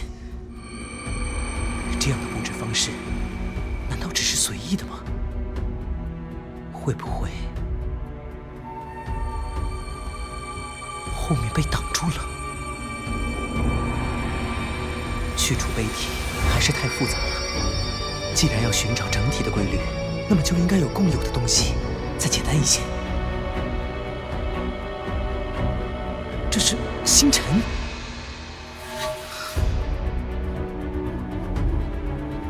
不对，这些点的数量比真实的星辰要多得多，没道理用复杂的图案来表示一样东西。难道？没错，这些线条是星星移动的痕迹。线条的两端是星星最初和最终的位置。可是，天上的星辰绝大多数并不是流星，根本不会移动啊！除非，原来天上的星辰一直在移动，只是站在大地上的人看不到。所以，位置是相对的，逆天改命是可能的。往前辈说，没有命运。是的，根本没有确定的命运。我，陈长生，终于破解了自己的天书。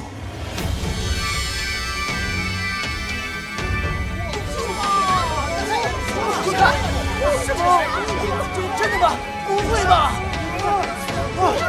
这是什么？从来没见过。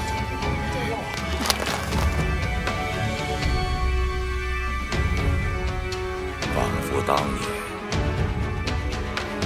哇！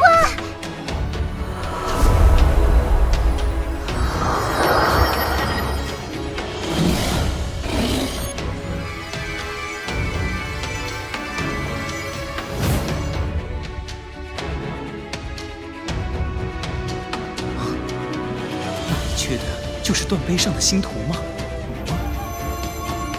这是那块黑石。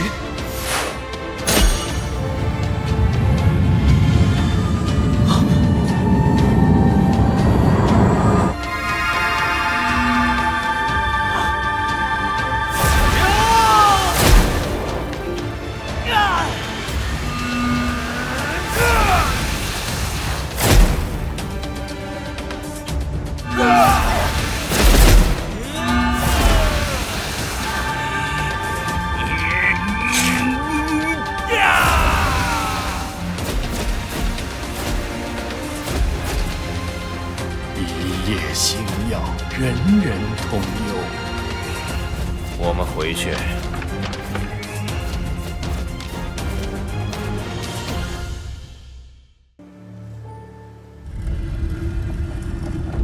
陈兄，我只能送你到这里了，一路保重。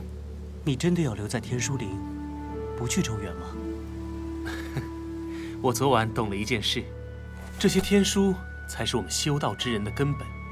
周原虽好，又如何能及天书林万一？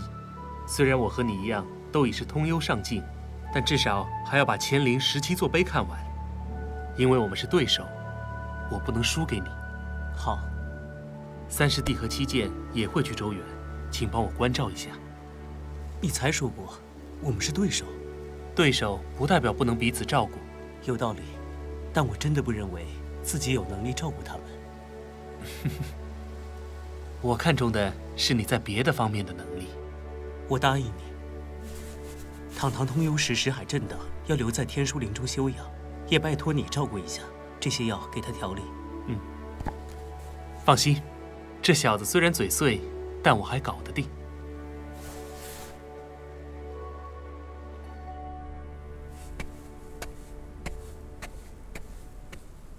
天海圣雪还算是一个有气量之人，只是这门造的也太违和了吧？啊！先生，你回来了！昨晚我都看见了，你太牛了！哲秀，你怎么在这里？我要和你一起去周原。为什么？因为堂堂已经出了钱，所以我要保证你的安全。周原里可能很凶险。是的，所以事后我要找堂堂加钱。可我真的不需要保镖啊。你怎么想不关我的事，而且你还要替我治病。好吧，那至少现在不用跟着我。这算赠送。那个教宗大人刚才传信，让你不要忘了之前的约定。过些天来见我。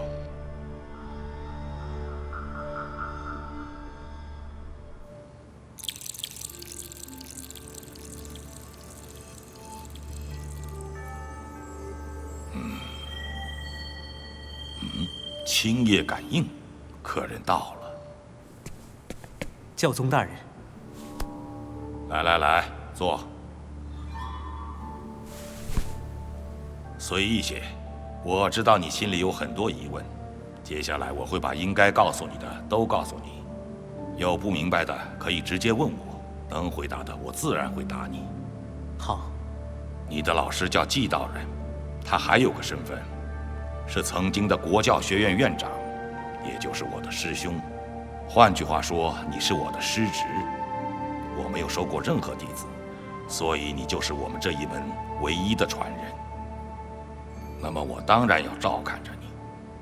我和你的师父有仇，有大仇。我曾经杀过他一次，没想到他活了下来。我年纪大了，也懒得再去杀他一次。再说是他犯了错，跟你没有关系。我师父当年到底犯了什么错？这个梅主教他们会告诉你，你师父同意你进京退婚，没有刻意隐瞒季道人这个名字，也就是没有想过要瞒住我们。甚至我想他就是要我照看你，而我也一定会照看你。你师父真是天下最了解我的人。我能进入国教学院，莫非是教宗大人？你进国教学院只是一个巧合，让墨雨带你进童宫才是我的安排。我也没想到接下来你能弄出如此大的动静。但我应该想到的，你既然是我们这一门唯一的传人，又哪里需要我的照看，需要我的安排？不错，你这个孩子真的很不错。我知道你在想，为什么我要跟你说这些？答案很简单。当年你师父险些让国教断了传承，如今你就有责任把这个传承重新接续起来，所以你要做好准备，接我的班。您的意思是，要我做下一代教宗？我已经说过了，你是我门里唯一的传人。可是愚人他……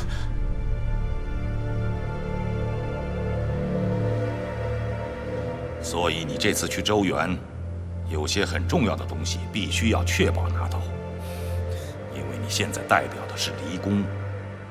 谁会和我争？所有人都可能是你的对手，但我只担心一个人。3天前徐有容已破通幽上境，所以这次他也会进周原。秋山君呢？他已是巨星境，再进不了周原了。秋山君巨星成功了，所以无论你和徐有容在周原如何，他都没法打扰。这这难道是国教学院的令牌？是的，从现在起，你陈长生便是国教学院的新任院长。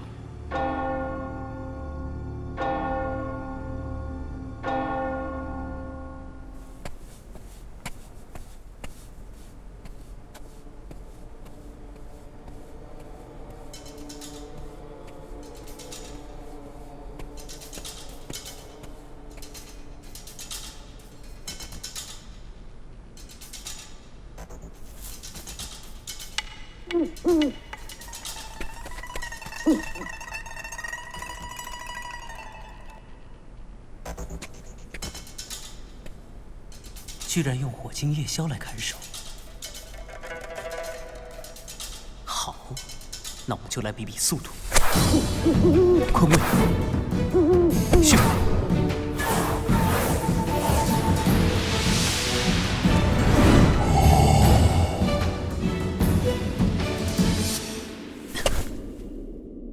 前辈，是我来看您了。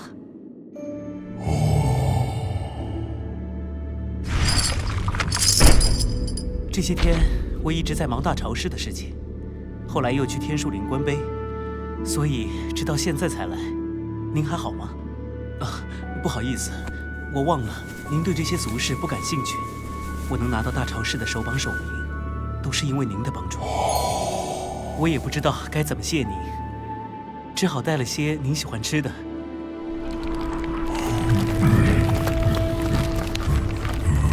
还热着呢，不着急。这是……还有件事，我想要告诉你。我马上就要出趟远门，可能又有很长时间不能来看你。这次是去周原。我知道此行非常凶险，但我必须要去，因为教宗大人说可能会让我接掌国教。我知道这听起来有点荒唐，但是，而且你知道吗？我的未婚妻徐有容她也会去。您别误会，我只是想当面向她退婚而已。还有什么要说的？好像没有了，那便告辞了。等回京都后再来看你。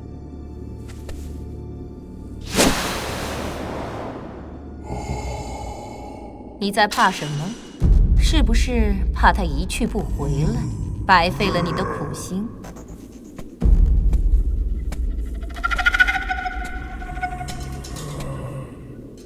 在我面前还不显露真身？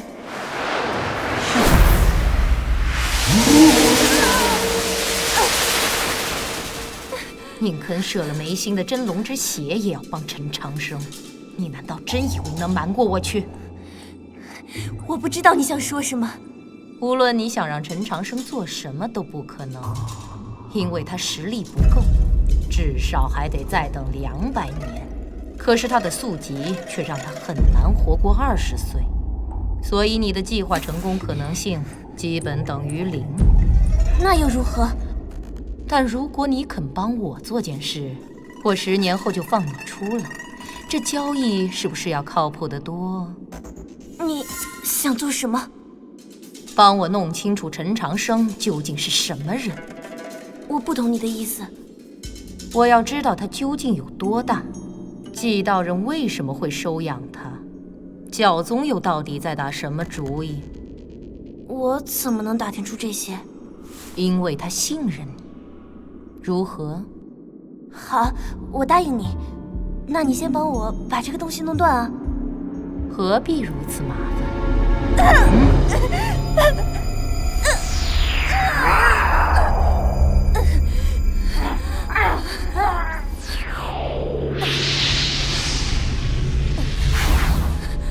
我取出你3缕龙魂中的1缕，跟随陈长生去周原。如果离魂不归，会是怎样酷烈的下场？你很清楚，好自为之吧。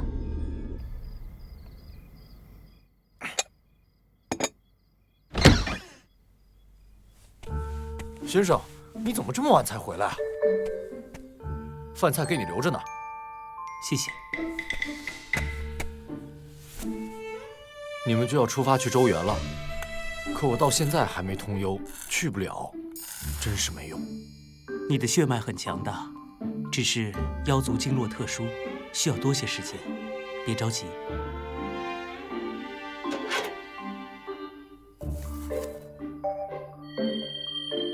哎，这里怎么会有老鼠？哇，还挺大！啊妈呀，龙！哎呀，不好！怎么了？啊，刚才我给轩辕疏通经脉的时候，他的真元一冲，没事的。是吗？快，有！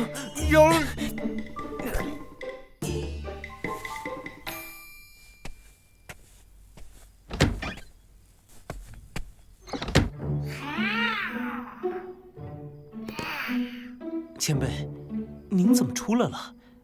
而且为什么会是这个模样？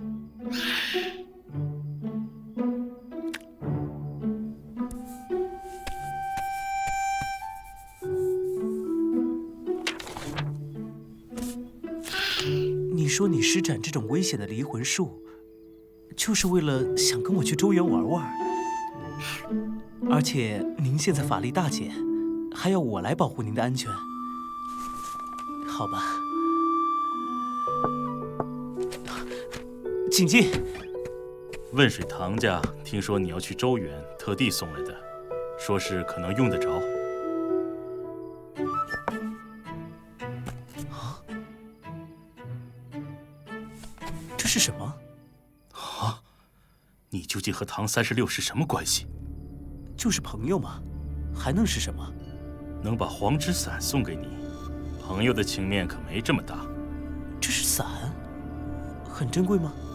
你应该知道，汶水唐家之所以这么有钱，是因为他们能打造天下最好的武器。百器榜上的神器，至少有17件是出自唐家。你是说这是一件武器？准确地说，是一件具有天下最强防御力的至尊武器。据说能承受住巨星境强者的全力一击。你把真元灌进去试试。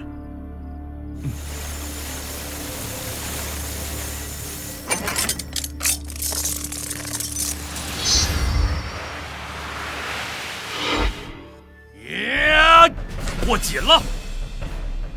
万兽之力，哲秀，你来真的！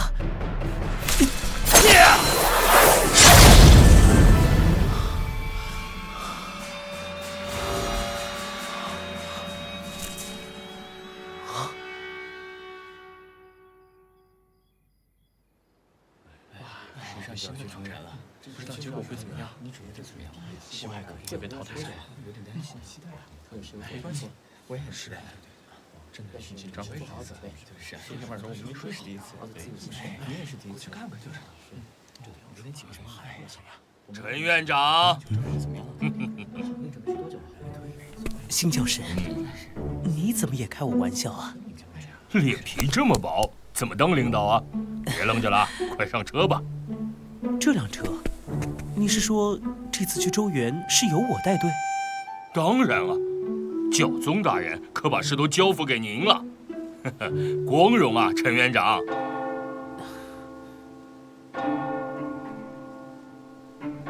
时辰已到，出发。陈长生，他居然是他带队，何等何想啊！人家现在可是国教服务员。是，到时候一定要给他点颜色。叫。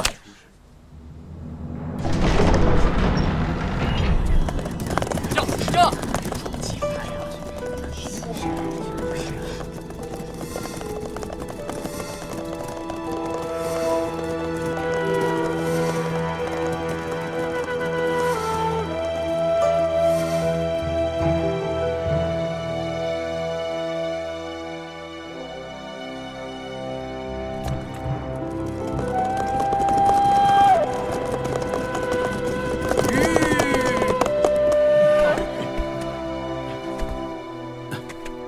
这片林子便是周原。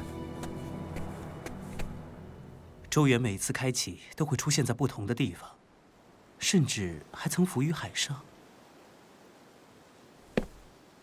你就是陈长生。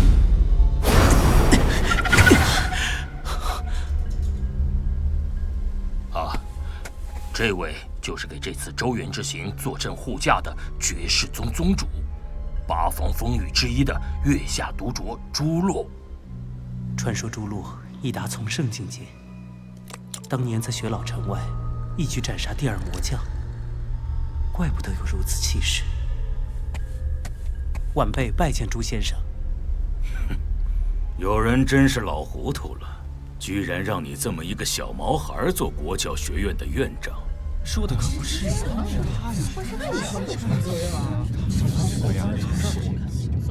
周原要开启了！开门了！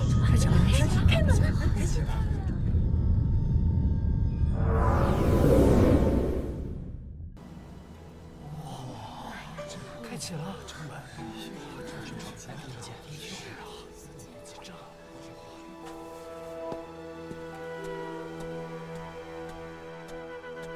周原已现，恭请开门。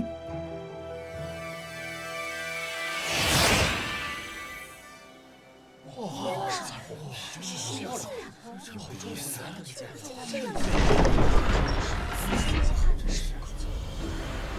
哇，原来开启周原的钥匙竟是一道彩虹。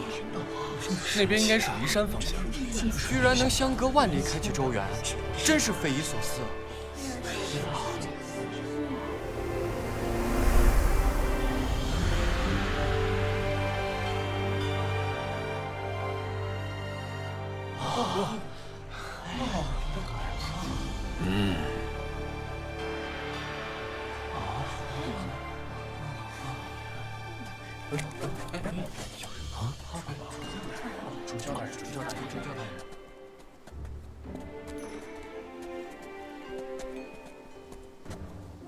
朱先生，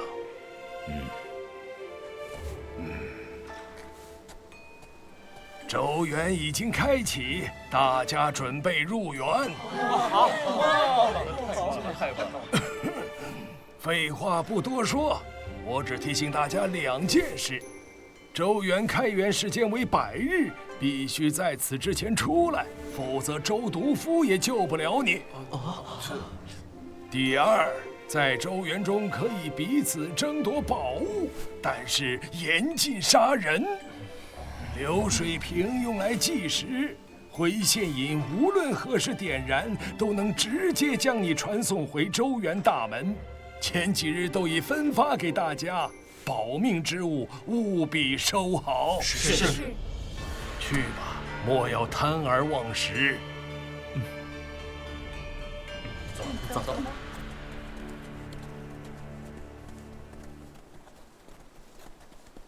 他还没来吗？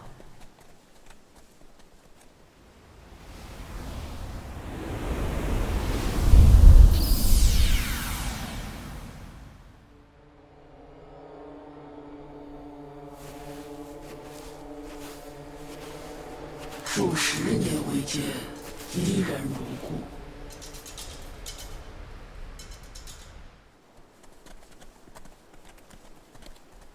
主教大人，我等是青药13司的弟子，因奉教宗大人旨意救治百姓，故而来迟，还请准许入园。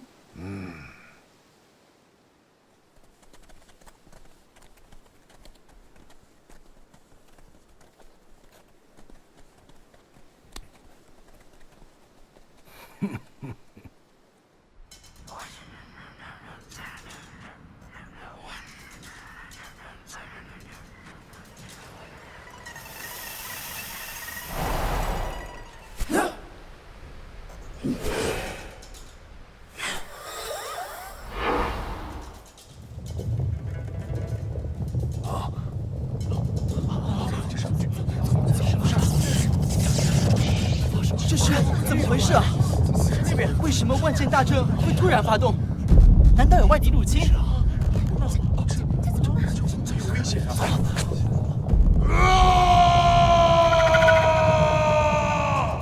究竟发生了什么？连长，真剑长啸也压制不住。立刻传书离宫，魔族异动，周原有变。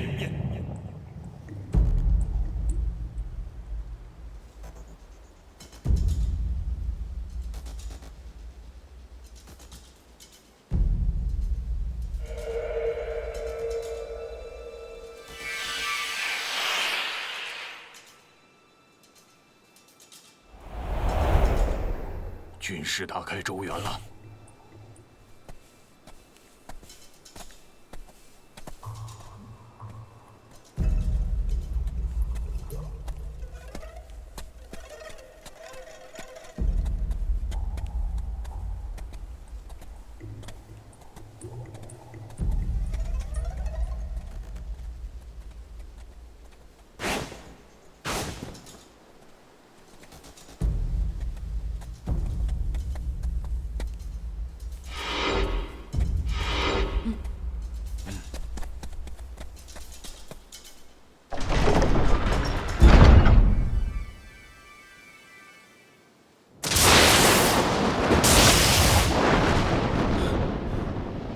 重新关闭了。周原并没有完全消失，说明只是受到了某种干扰而暂时无法通行。除非周毒夫复生，否则谁能干扰周原？也许还有一个人。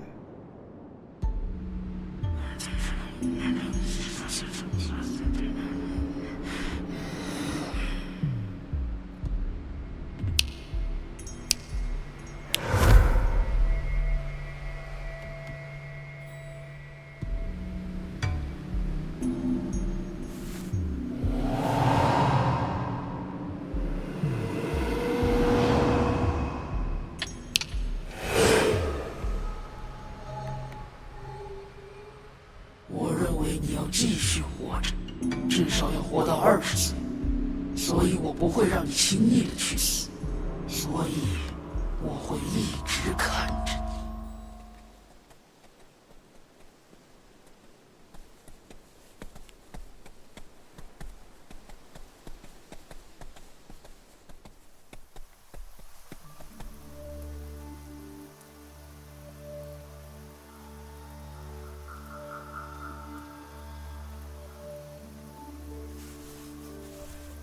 怎么？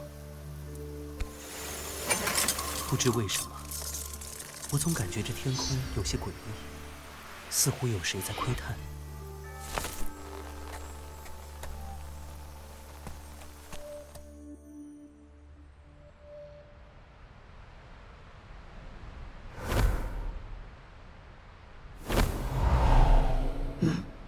不见了。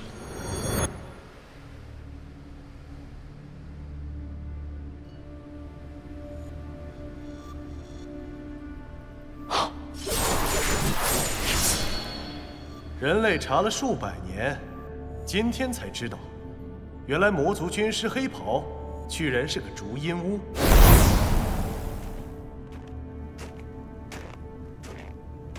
为了谋害一些后辈，暴露了本门功法，你不觉得代价太大了些吗？要做成一些事情，总需要付出一些代价。苏黎，你在世间流浪了数百年，难道还没有想明白这个道理？你派了多少人前进周原？烛阴屋还有族人为你所用？怎么，担心你女儿？不愧是黑袍，居然连这件事都知道。这个世界上，我不知道的事很少。那你知不知道，我发起疯来有多可怕？你第一次发疯，骊山的万剑大阵差点毁了；第二次，长生宗一夜死了17位长老，6圣人从此成了5圣人。大家都说画家嚣张是个疯子，其实他连你的一根脚趾头也比不上。那你为什么还要这样做呢？因为我有信心。哼，有一件事我最无法理解，你凭什么能掌握周原？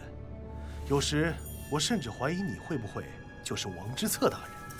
你找了我数百年，就是想找到这个答案。哼，现在什么答案都不重要了，因为我已经找到了你。无论你是谁，我都不会再放过。黑袍，他是怎么做到的？黑袍做出任何事，我都不会惊讶。好在周原自有其运行的规则，除了拥有者，谁都无法改变。黑袍再厉害，也最多干扰一时。过些时候，辕门应该会重新开启。1个时辰就能发生很多事。他进去了，得看他。周独夫果然是千年以来大陆的最强者。他留下的这个小世界，比教宗大人的青叶世界还要大很多倍。那片草原的深处，1月方是员外1日，用来修行最好不过了。但已经有100余年，没有人能进入，因为据说那里隐藏着特别凶猛的妖兽。不过你想去的话，我可以陪你。那里的妖兽不是通幽境能够对抗的，所以你不要想太多。那么你想去什么地方看看？剑池。周原真的有剑池吗？虽然一直有这个传说，但是从来没有人见过。我一直没有兵器，所以想找把剑用。了解，走吧。我为了打开周原，施法录了踪迹，被你趁机而入。但能找到我并不重要，重要的是杀死我。你杀得了我吗？哼！你找了我数百年都没找到，那么这次如果不是我存心故意，你又怎么可能找到我？所以你有没有想过，这一切都是一个陷阱，就是为了吊你上钩？哼！最初我派人去京都刺杀妖族公主，就已经在布这个局，结果一切进展皆如所愿。每次我一想到你们人类因为抢到了周原钥匙而自以为得计的蠢样，就会笑得停不下来。不过秋山君的小家伙的表现确实有点出乎我的意料，让我不得不调整一下计划。你准备在园内杀人？不错。哼，你真有这等手段，几百年前就会用了。那是因为你直到现在才有一个视若珍宝的女儿，而她刚刚进了周原。如果你不知道我有能力伤害你女儿，又怎么会急着来找我？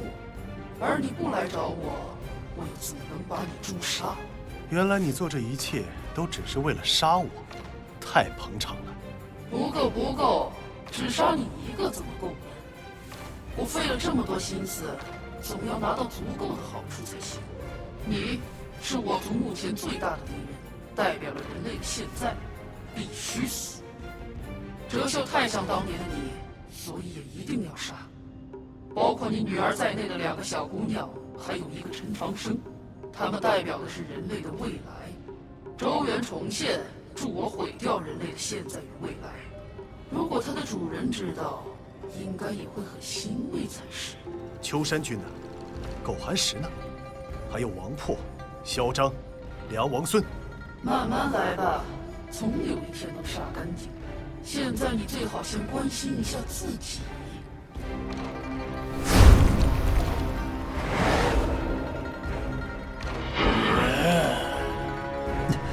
五族众将。终于要结束了。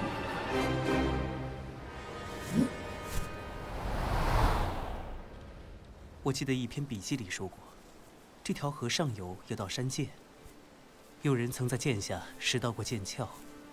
如果周原真的有剑池，也许就在那附近。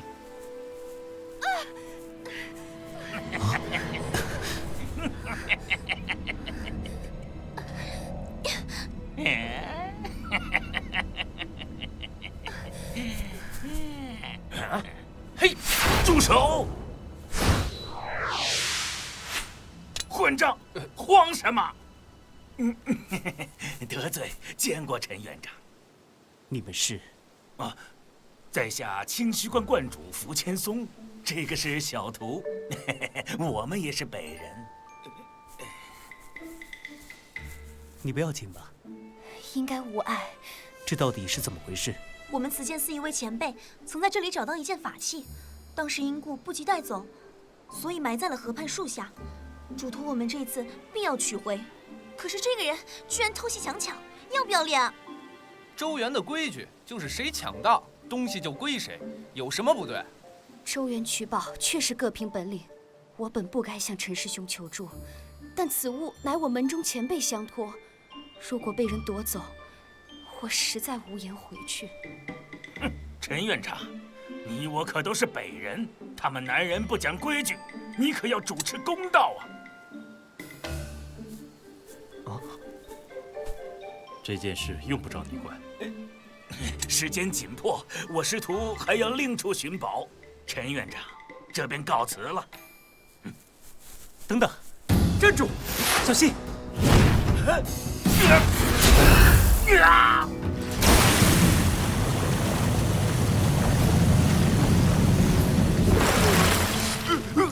好霸道的山鬼分眼！两师兄。师傅，师傅，东西拿来。你刚才说了，周原有周原的规矩。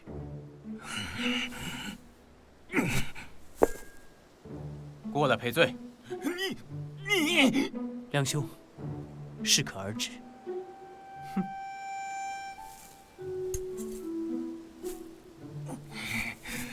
啊，谢谢。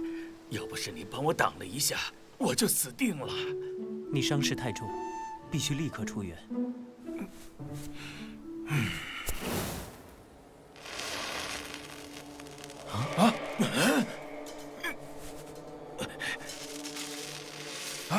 灰线引失效，难道周原被关闭了？什么？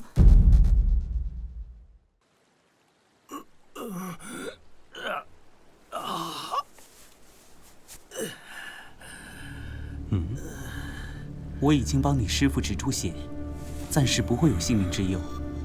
谢谢。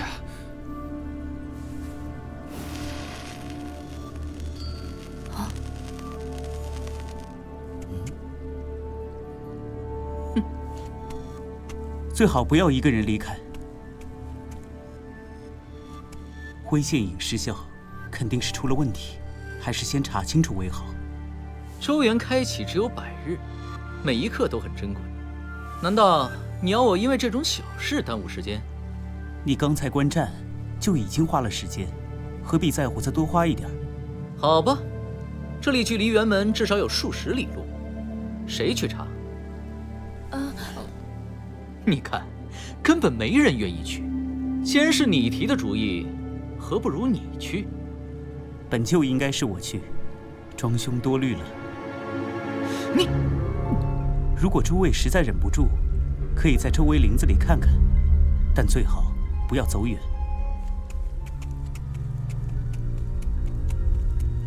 我有点事，你在这里等我。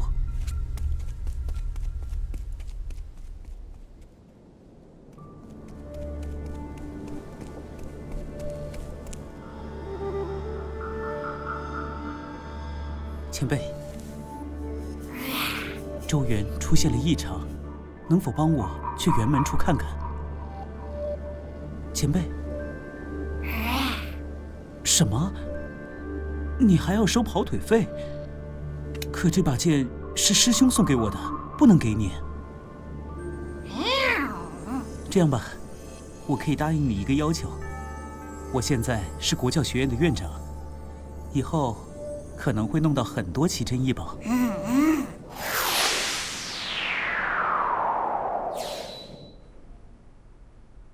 哎呀，好严重的样子！哎，这没事，没事，怎么回事？要不要紧啊？应该没事。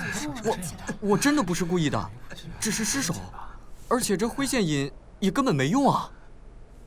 哎，你们看，太好了，是青药13寺的医士，有救了！是，这下好了。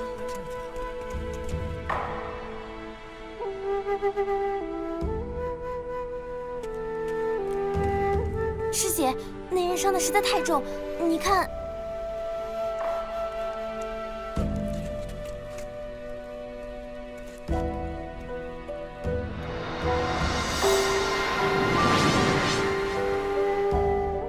这就是圣光树吧？不对，后面那才是圣光树，前面是南方圣女峰的自然光。先把他安置到那边房中去，你们最好也一起待在那里，不要乱走。为什么？我们又没受伤。因为周元出问题了，大问题。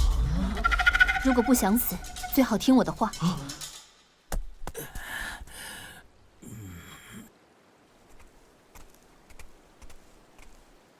园门关闭了，我们和外界失去了联系。来回速度这么快，你说关就关了？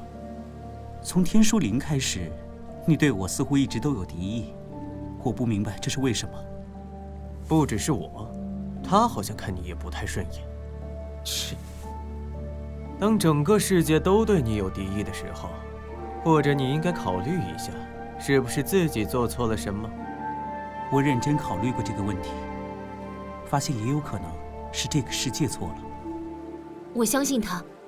二师兄说了，如果在周原遇着什么事情，陈长生是最可以信任的人。二师兄，周原之门虽然关闭，但小世界的规则不可能被彻底破坏，应该只是受到了某种外部力量的干扰。园门一定会重新开启，只是不知道是什么时候。有什么力量能够干扰到一个小世界？或者是力量足够强大，或者是对周原非常了解的人。我认为是后者。谁？有这个能力，又针对我们发难，只能是魔族的人，十有八九就是黑袍。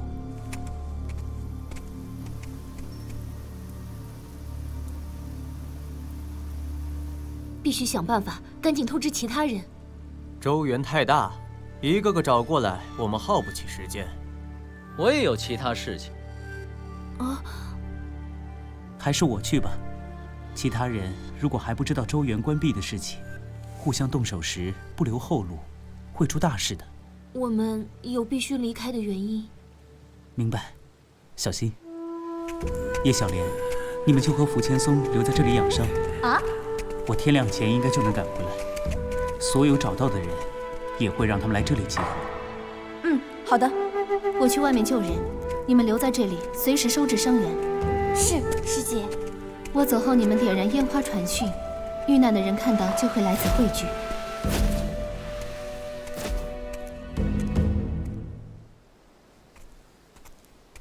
哲秀啊，你其实不用跟着我浪费时间的。看梁笑笑和庄焕宇所去的方向，他们应该也是在寻找剑池。那么你呢？你为什么要浪费时间？就是有些不忍心，总不能放着不管。强者的责任是让自己变得更强，这样才能保护更多的弱者。可能我没有什么强者的自觉，而且既然离宫让我带队，我总要承担些责任。何况这里好像也只有我会治病。你还没回答我的问题呢。很简单，因为堂堂出了钱。有钱真好。而且我总觉得，跟着你，我不会吃亏。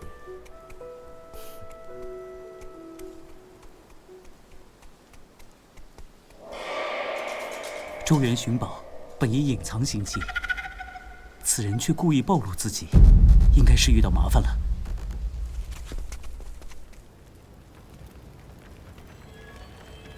啊，这是专业医师的手法，是断念香，原来是青药13司的师姐到了。有人帮着一起救人，我们应该能轻松些了。不是青药13司。什么？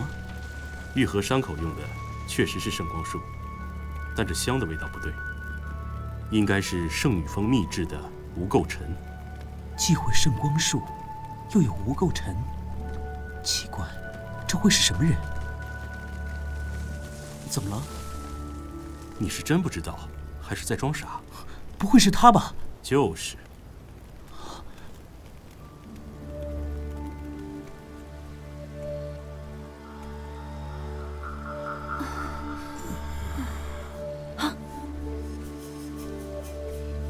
师姐，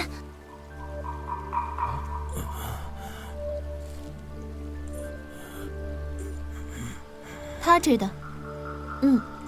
本觉得他还有些用处，谁知道治得这么乱七八糟，只把外面的剑伤治了，里面还在流血，他就不管了吗？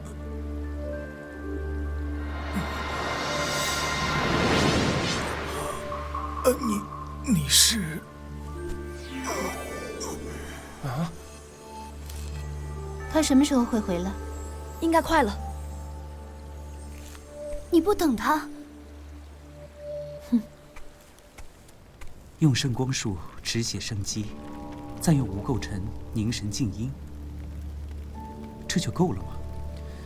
经脉里还有那么多湍乱的真元团，就不管了？有些人以为随便学了些法门，便可以治病救人，实在不妥。你可以把有些人3字换成徐有容。我可不是在跟他比什么。我不信。啊，速去盼山林与会合，看来那是一个聚集点。我们要不要去？不要。我还有事情要做，还有很多人等着我去疗伤。好吧，我还没做好准备。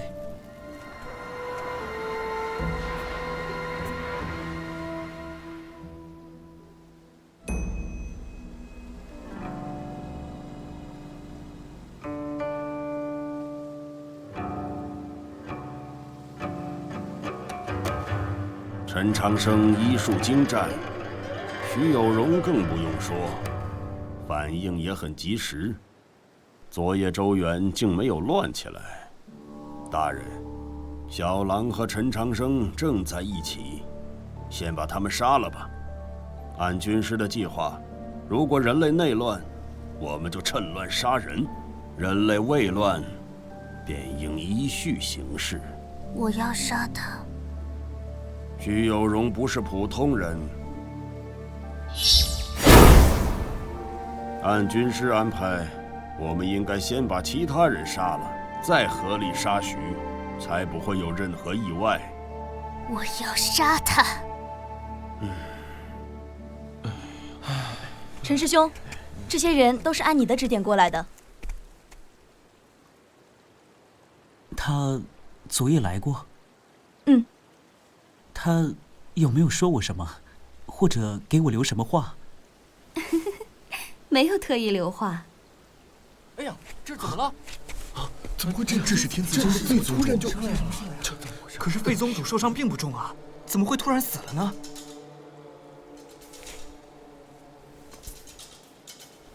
是毒，废宗主是被毒杀的。是谁干的？难道我们当中有魔族的卧底？也可能是有人趁机报私仇。青药13司已经在盼山林屿设立了救治点，大家也去那里会合吧。人多应该会安全一点。事态有变，魔族已潜入周原开始杀人，必须要把所有人都找回来。有些人就是不想被找到，你怎么找？如果我判断没错，他们应该都在剑池。如果真有剑池的话，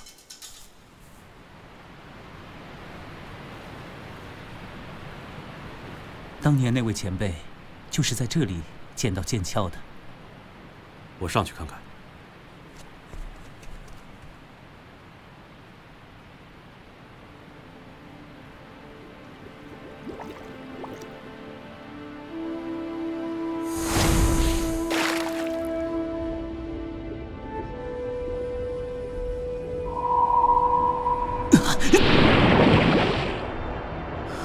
这是剑意，这里的阻力好大，绝对不是正常的水压。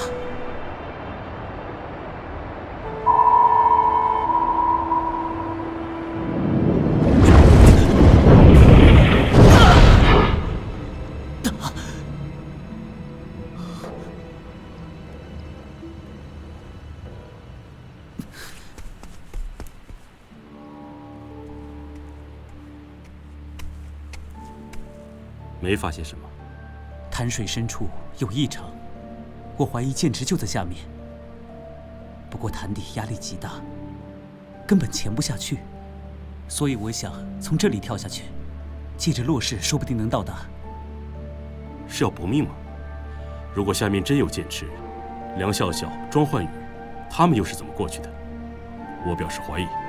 他们既然有备而来，也许有秘法，但我能想到的只有这个办法。我应该撑得住，不知道你行不行？那边见。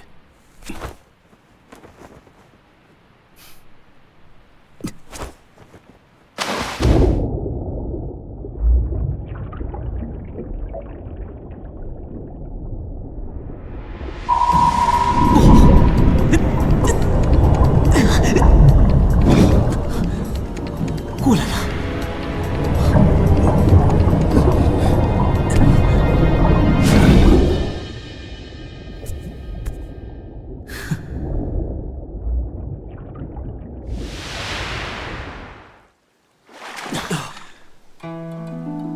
原来水潭底还有一座湖，两湖底部虽相连，上下却是颠倒的，这是天地异位。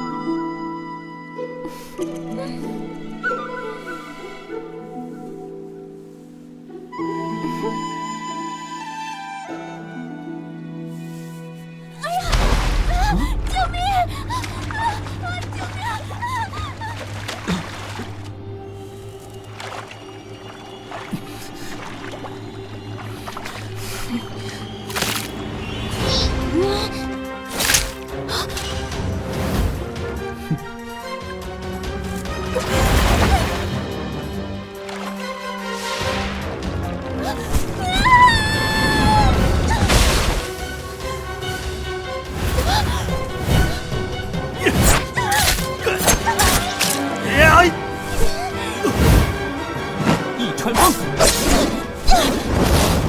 西洋挂，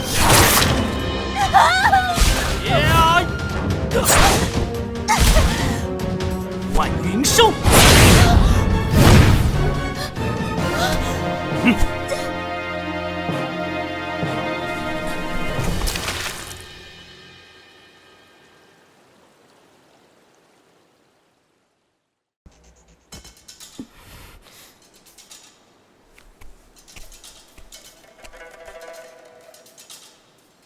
辟邪，你是魔族？你们是怎么看破这个局的？你坐在湖心梳头，确实很美丽，但谁都知道，在此时此地完全不合情理。最关键的是，陈院长的身体强度，不知为何竟比巨星境强者还要强大，连孔雀翎也刺不穿，这就注定了你的失败。孔雀翎。他们两人出湖之后，陈院长不知用何方法与那狼崽子达成默契，让你先动手，然后趁你不备进行反击。你想要伏杀他们，其实却是被他们伏杀。你的魔魅功法无法奏效，是因为陈院长有千卷道藏手心。至于那个狼崽子，他的眼里向来只有敌人，没有男人和女人的分别。23、24魔将，你的境界实力在他们之上，却被他们处处压制，真是很了不起的孩子，不愧是军师大人必杀的人类未来。自我介绍一下，我叫刘婉儿，宝瓶座，他是我老公滕小明，金牛座，人还老实沉稳，就是没什么出息。什么宝瓶金牛啊？星域之间联系，变成图作。魔族相信每个人分属不同星域，命运和性格会受到限制。你就是那个狼崽子？你们远在通幽境之上，怎么能进周原？你猜？喊人！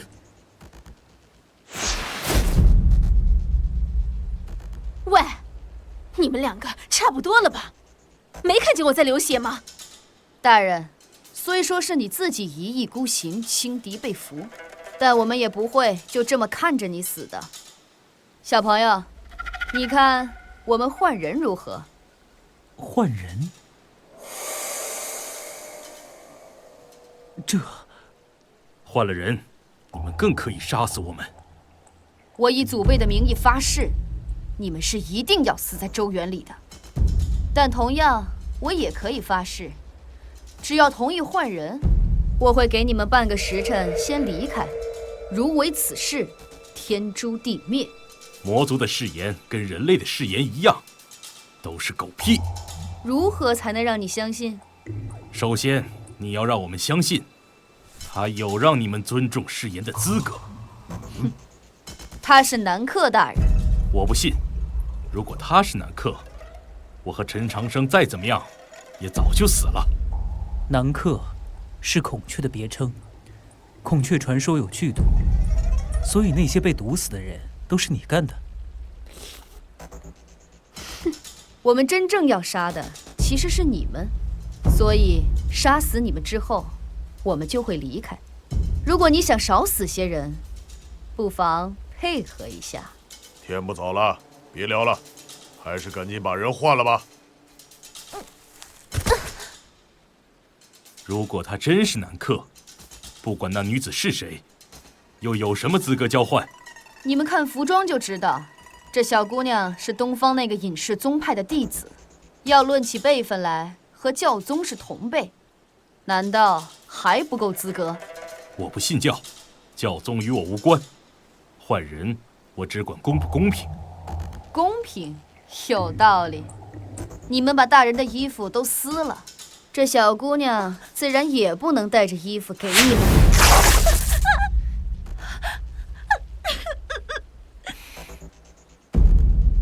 两人居然都未施冷静，还不够吗？只是没有衣裳，好像还不太公平。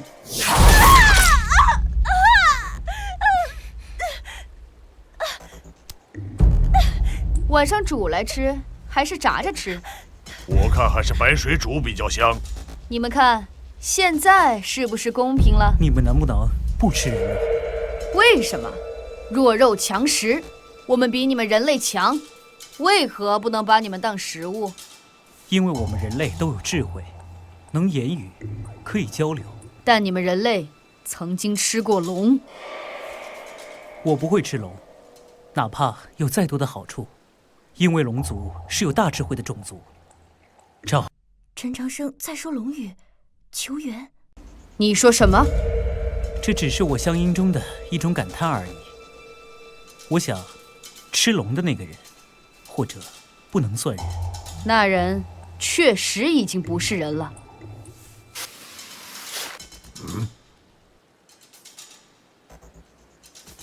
既然你们的目标不止我们两个，我明白你们为什么刚才没阻止我发穿云箭。你们是想把其他人也引过来，好一网打尽。如果能在最短的时间里解决所有问题，当然最好。我很不明白你们从哪里来的这份自信。如果在周员外以23、24魔将的赫赫凶名，我肯定已经逃了。但现在，你们既然强行压低境界进入周原，最强也就是以通幽上境的实力战斗。自信是强者的基础。你说的很对。所以，陈长生很自信，因为他比你们想象中更强。巧的是，我也是这样看待自己的。不错，我也是这样想的。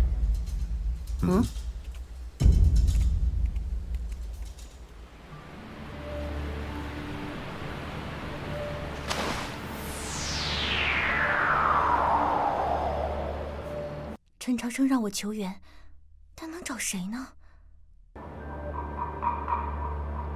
切，这种渣渣找来也是白白送死。啊，探山林雨。对了，也许他能救陈长生。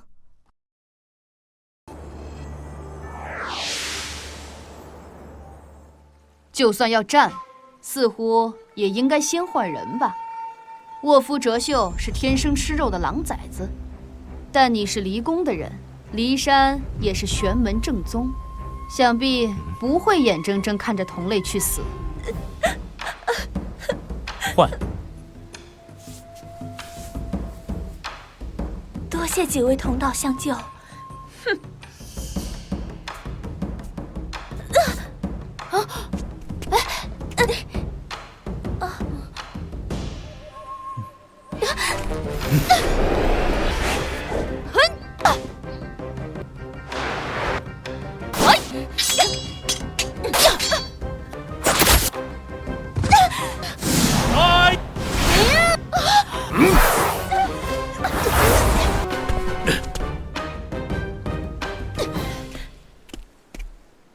我不服！他这个蠢物就罢了，你们凭什么看穿我？什么叫他这个蠢物？你如何知道我会袭击你？我不知道，他告诉我的。那你又是怎么看出来的？我没有魔角，而且我的血是红的，不像他，虽然施展媚功时可以隐去魔角，但血的颜色却死活改不了。你们刚才做的太刻意了，像是故意让我们看到你的血是红的。看看，我就说你那个法子是多此一举。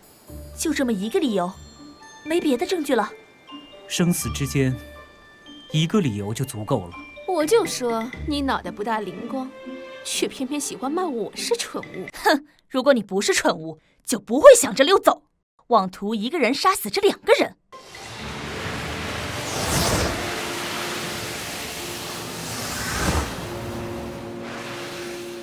我知道了，你们确实不是南柯，而是南柯的双翼。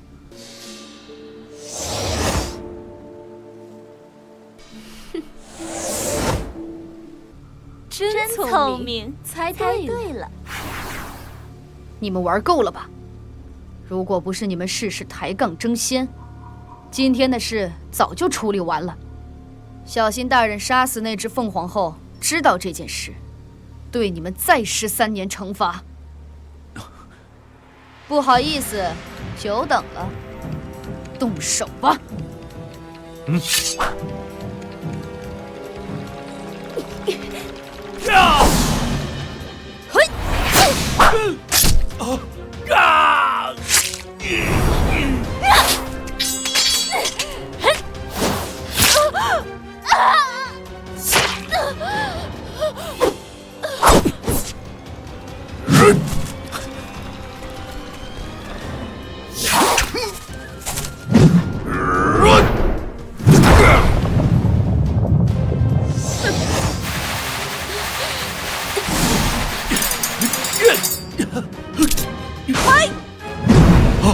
完了！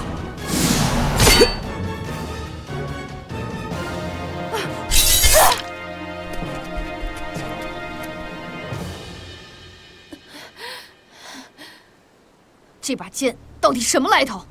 竟然能破我的玄铁锅！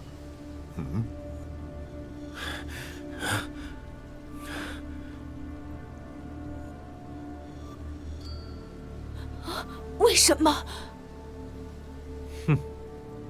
我一直都不喜欢你，但还是想不到，你竟然会是一个受魔族御使的阴险小人。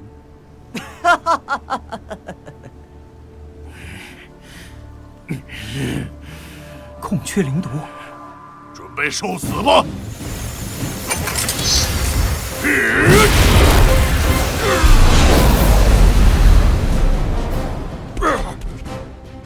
这是苏黎的黄纸伞。我不信。这样能帮你暂时压制体内的孔雀灵毒。这是千里鸟，带期间走。我欠你一条命。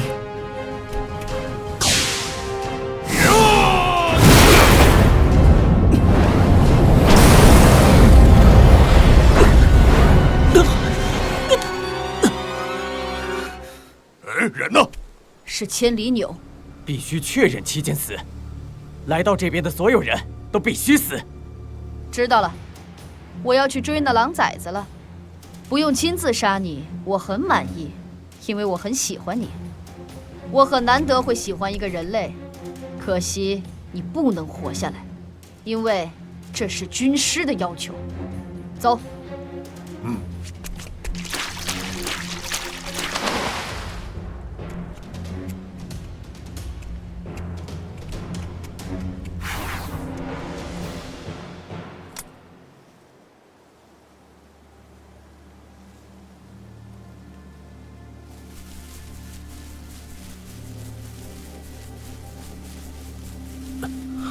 怎么了？接下来要怎么走？我怎么知道？你自己不能看啊！我看不见了，所以从现在开始，由你指路。什么？你的眼睛？你快让我下来！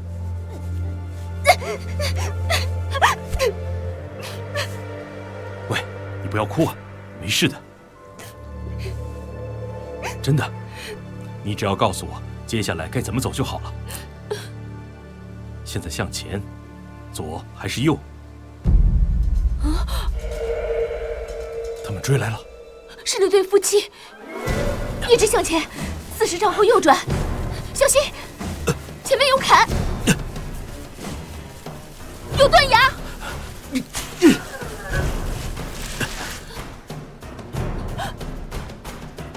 他们快追到了。我要下断崖了，抱紧点儿。你真的可以吗？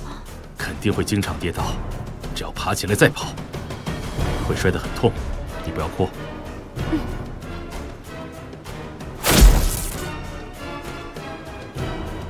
呀！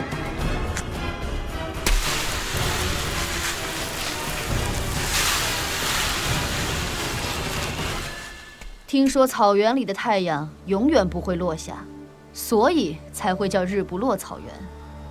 不过我不明白的是，如果从没有人能活着从草原里出来，那么不落的太阳又是谁看到的？那狼崽子跑进了草原，就算他会死在里面，可我们怎么确认？难道要一直等在这里？一直等在这里也没什么不好。我们向军师请命，宁愿折损200年寿元，也要将境参加这次行动。不就是为了事后能归隐田园，逃离外边的风风雨雨吗？这里其实就不错。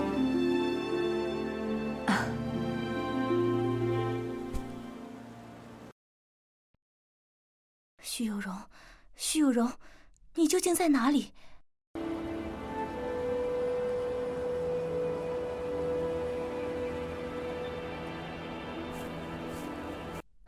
找到了。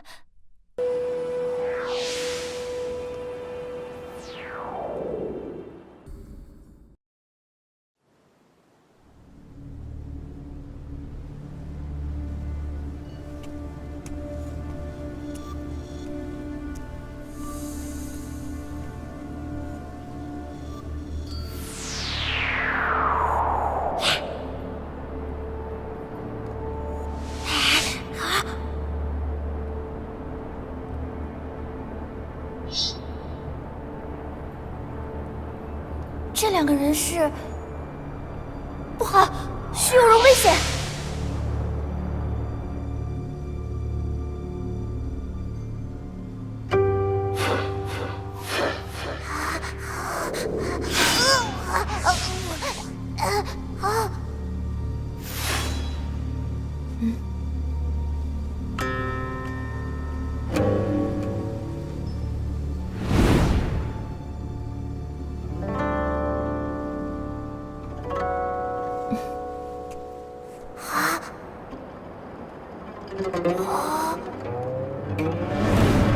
是谁在呼唤我？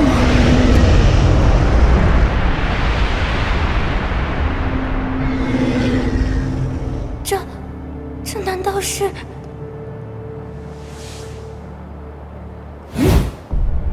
啊！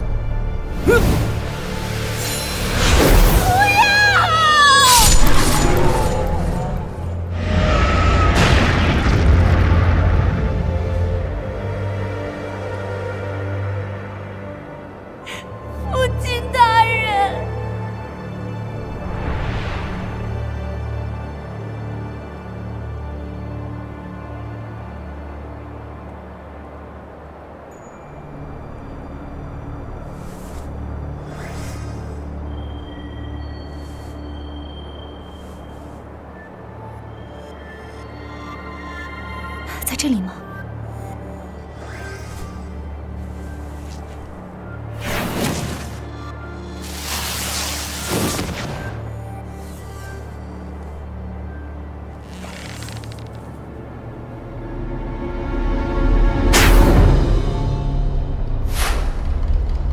我的命星盘推演绝不会算错。能进入周原的人，也必在聚星境以下。可我的剑怎么会毫无反应？究竟错在哪里？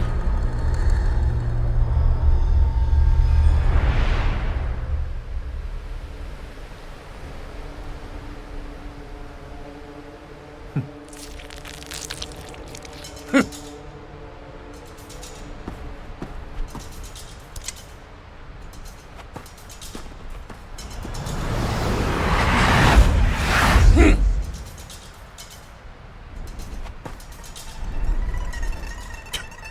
打了半天，一场又一场，你们烦不烦？能不能干脆一些？你开始慌了。哼，这种可笑的心理战能不能省省？时间慢慢流逝，你不知道自己的女儿还能撑多久，怎么可能不心慌？我可以告诉你现在周原的情况。你来时应该看到我点亮了4盏命灯，你女儿就是其中之一。有了命灯的指引，这4个人在周原便无所遁形。而且我的人接到的死命令是必须在天黑之前杀死其中的3个，你女儿还是其中之一。你准备发疯？等我女儿真的有事，我再发疯也不迟。只要我不死，你们谁敢杀她？按照道理确实如此，但你知道我偶尔也会做些没有道理的事情。你是黑袍，我不相信你会做这么不理智的事情。可是南柯那孩子会，他的眼里只有徐有容，一定不会按我的计划行事。所以，在他俩相见之前，必须要把我要办的事办完。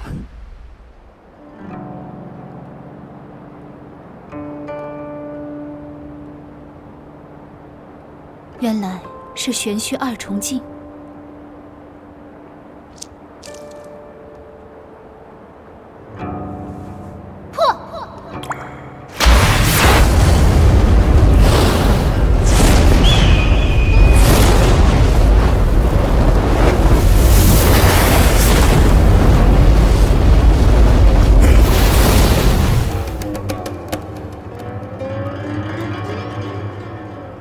果然，这便是天凤真血的威力吗？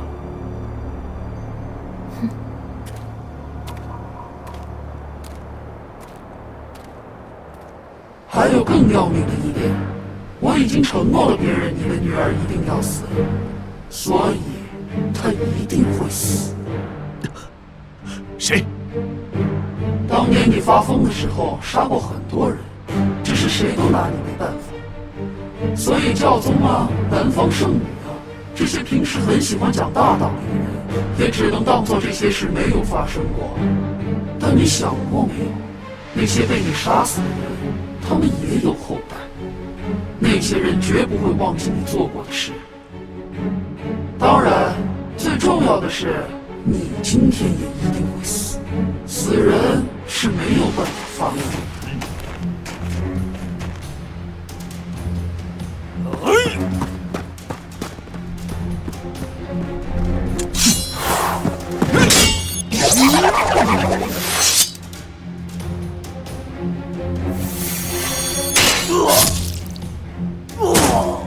我今天真的死定了？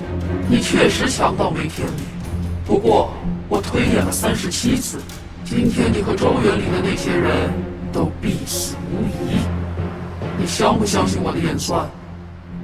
天下皆知，黑袍做出来的计划极少有失败的时候，亲自参与的谋划更是从来没有出过问题。我认为你的演算能力甚至还在王之策之上。谢谢。不过只要我苏黎活着，我就有本事让我女儿他们也活着。你相不相信我的演算？好吧，来看一下谁算得更准。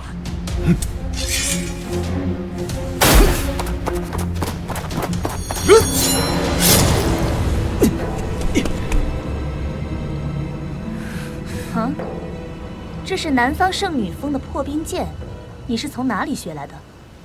你确实超过了我的想象，我承认我不该太轻视你。不过你现在连大招都发不出，还有多少真元可以用来垂死挣扎？也许刚够杀你。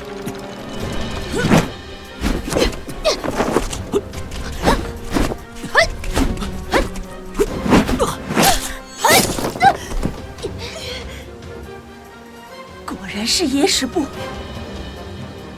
陈长生竟然藏着这么多强大的法器和功法，军师为什么不说？难道连他也不知道？军师是绝对不会失算的。可是按军师的计划，现在我们早就应该把那些命灯都灭了，却被这小子给弄得一团糟。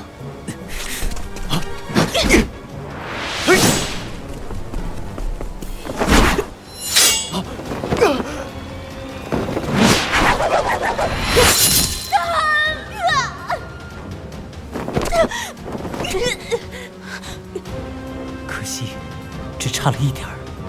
双翼速度实在太快，我的真元快要枯竭，再想诱他们入网就难了。黑龙前辈到底去哪儿了？为什么一个援兵都不来？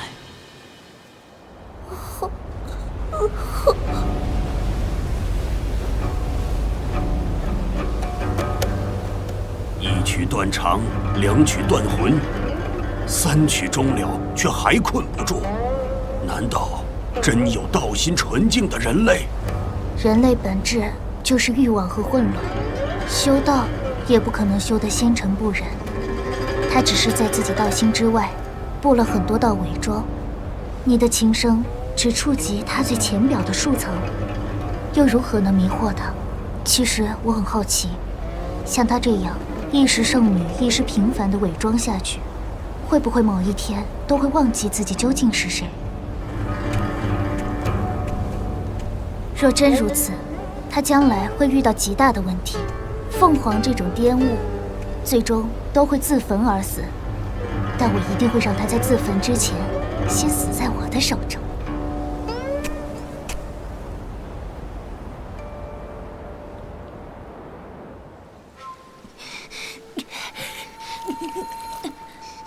又被这小子暗算了，我很生气，我也很生气。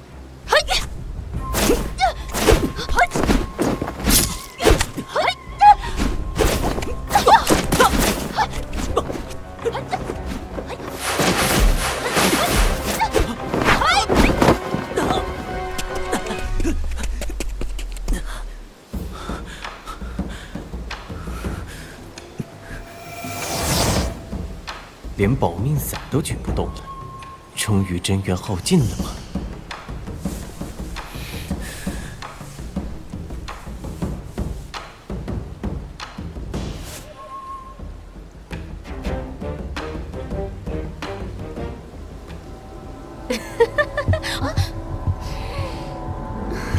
这是什么香味？竟如此醉人心魄。这两个家伙又在发什么疯？为什么不快解决掉陈长生？他们怎么了？这是个机会。想跑？铁牙三式，西洋斗挂。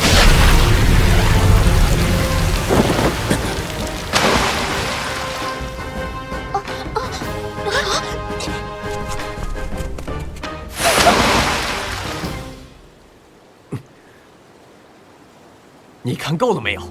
给我滚出来！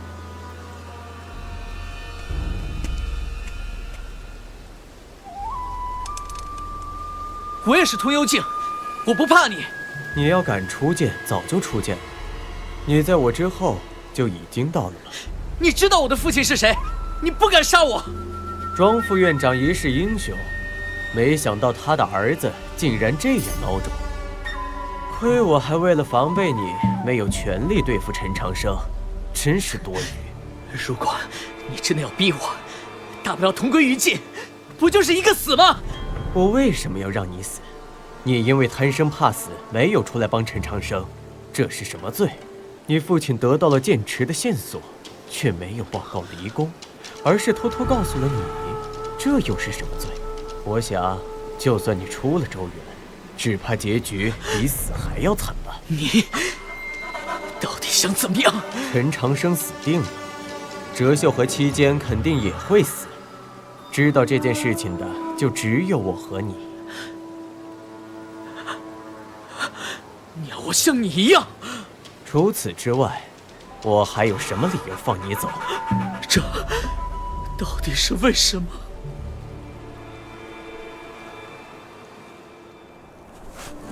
你来了。你就是魔君的37女，那只孔雀。我不叫孔雀，我叫南柯。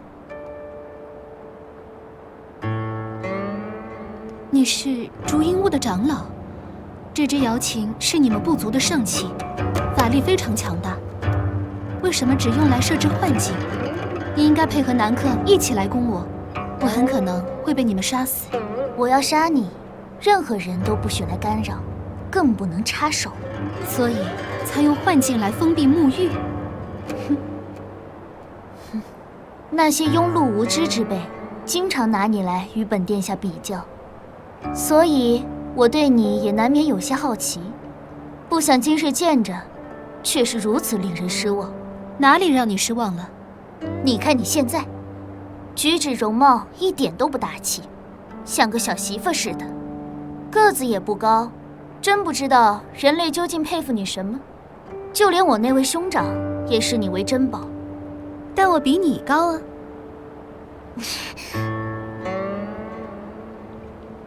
不知羞耻，也不怕玷污了你身体里的血。你太让我失望了，凭什么与我齐名？你今年才破镜通幽，我去年便已经成功，而且我年龄比你小，所以很明显我比你强。来吧，让我们公平地战一场。让我证明你的弱小，让整个大陆知道，我们之间究竟谁能飞得更高。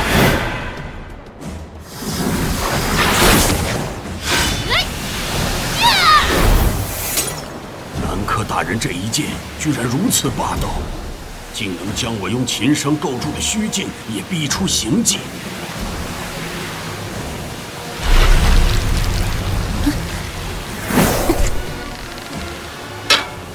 空弦？什么？这是？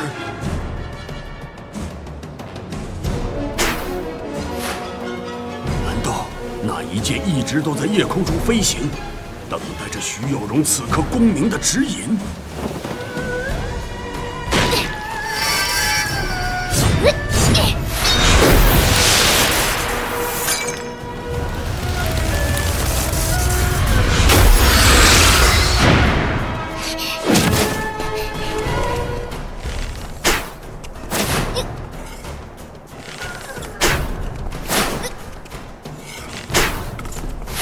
南柯大人果然不愧是魔君的血脉，野史部真是完美到无可形容。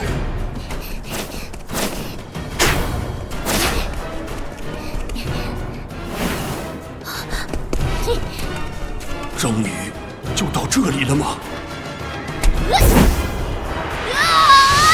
去死吧！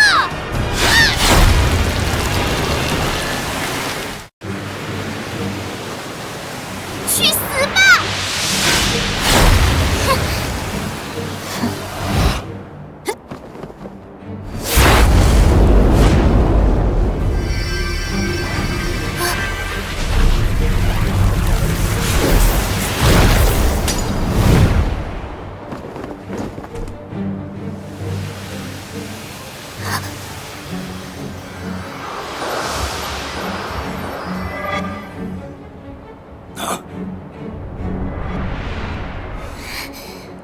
原来徐有容所用的，就是能听从主人心意的王者之气，孤瞳和无间。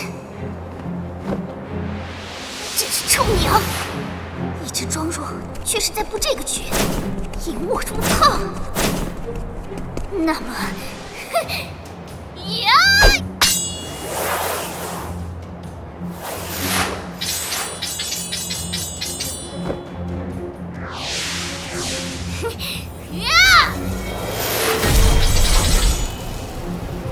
这就是魔族顶尖高手才能召唤出的月环吗？原来公主殿下已经走到了这一步。有了月环护身，就算徐有容血脉天赋再强，只要还是通幽境，就永远无法伤害到公主殿下。军师大人果然算无一策。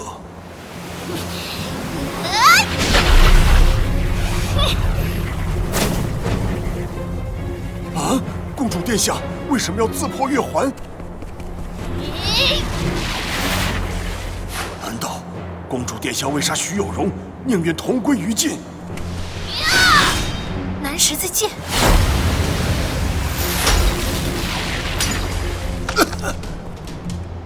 不好，徐静快承受不住公主殿下的剑气。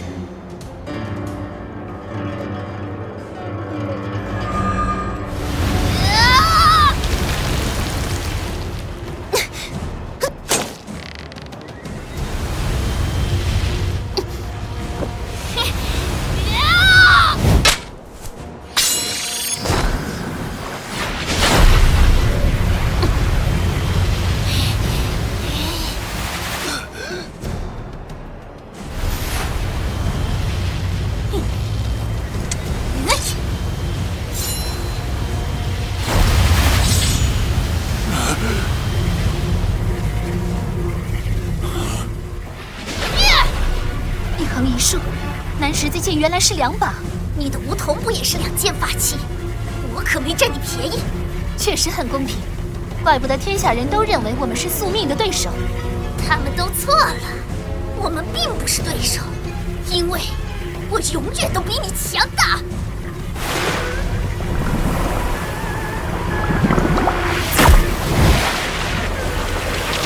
终于，还是要比拼天赋血脉吗？这就是至寒至毒的月鸟真血。其实我并不喜欢这种战斗方式，因为我怕痛。但既然你向我发出了邀请，我不拒绝。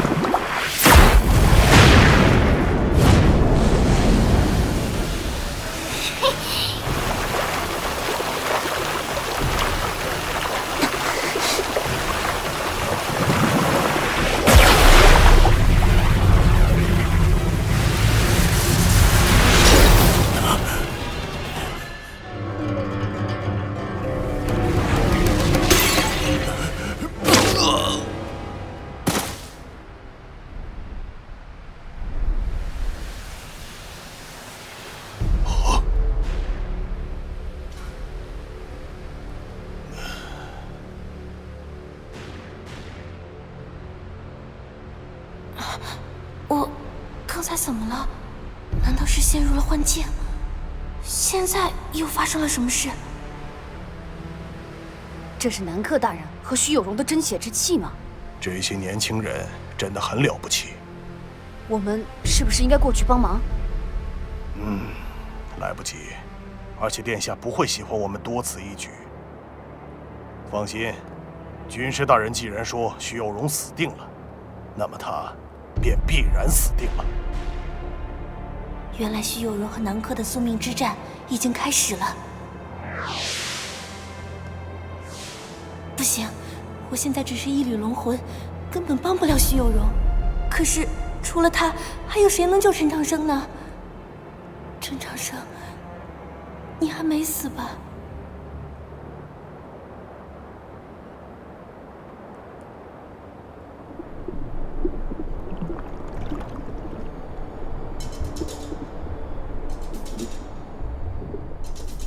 糟了，这边湖底也有那种奇怪的水崖，可是过来时为什么没有感觉到呢？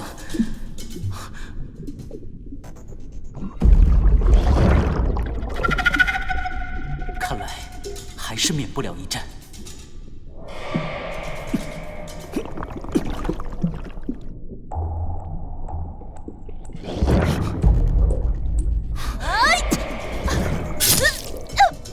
不好！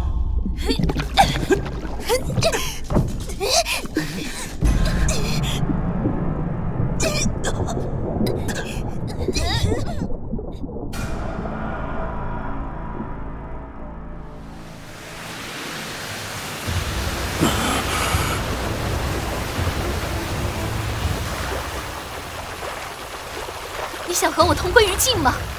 我不怕死，你怕死，所以如果一起去死，先死的肯定是你。我为什么会怕死？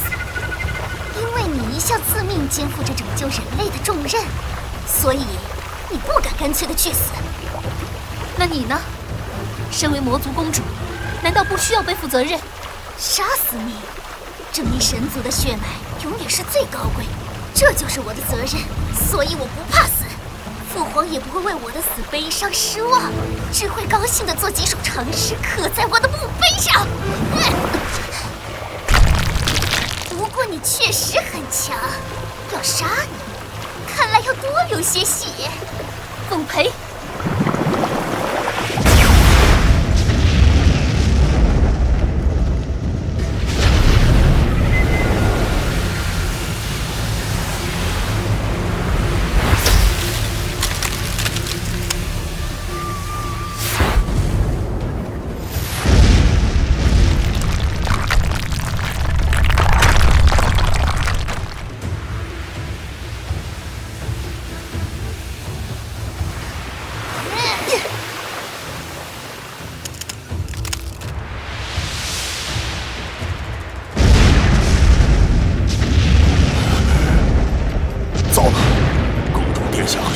血脉太过强大，释放的气息已经超越周原规则允许的上限，周原的空间壁垒开始崩碎了。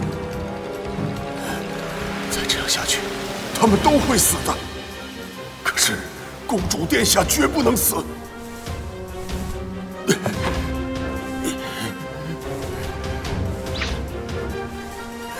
他死了，我的族人将永世不得翻身。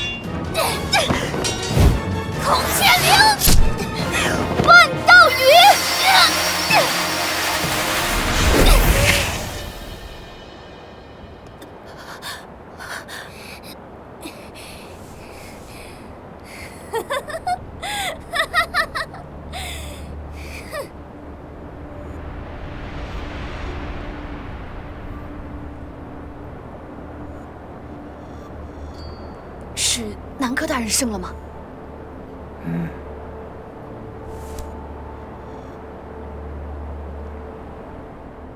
我的血在你的身体里，你身后是万丈深渊，我生你。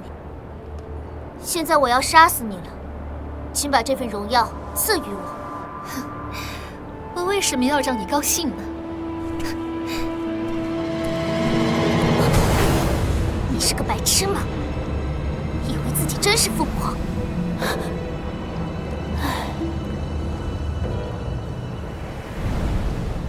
这就是死亡吗？原来鸟儿的归宿终究是大地，不是星辰大海。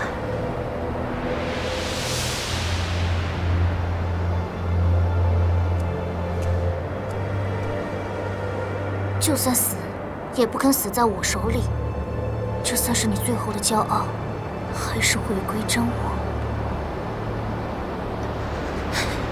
好冷啊！为什么还没有到地面？死亡到底是什么样子的？是不是很痛？如果真的很痛怎么办？为什么我突然有点怕死了？好难为情啊！凤凰，怕痛可以，但不要怕死。身后，尤其是你，因为你是凤凰，你的命运就注定了要不停地在死亡中淬炼灵魂，直到迎来真正的新生。这就是您常说的向死而生吗？娘娘，您是要告诉我这一点吗？你现在好好的去感知死亡的寒冷，体会死亡的真意，然后用死亡带来的大恐惧激发血脉里的能量，去和真正的自己相遇。飞翔吧，我的凤凰！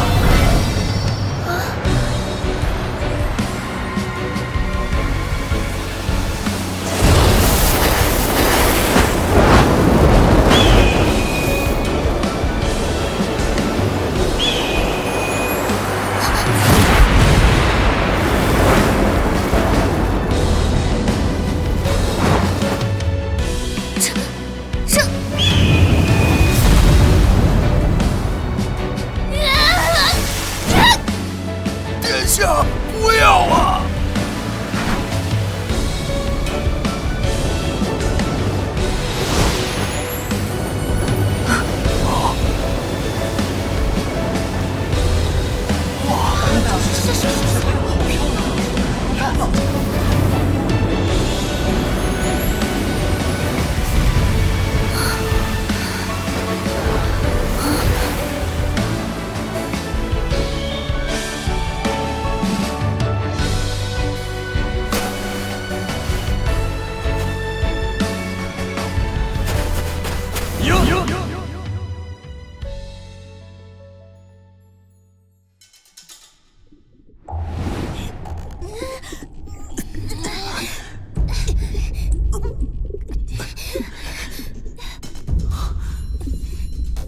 这是剑池水底的那道剑意。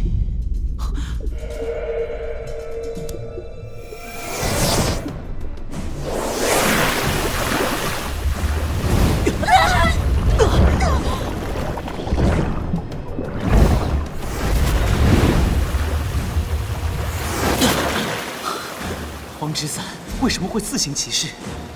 难道是受了那道剑意的召唤？但是实在没道理啊！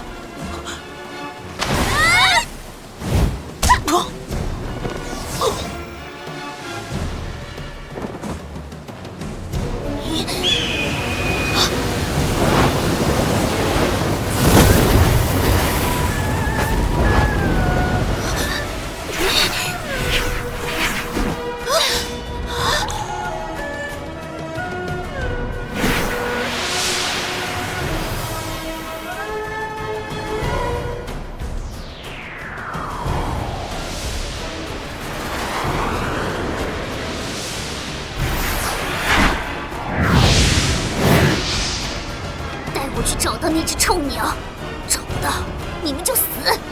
他已经中了我的孔雀灵毒，逃不远。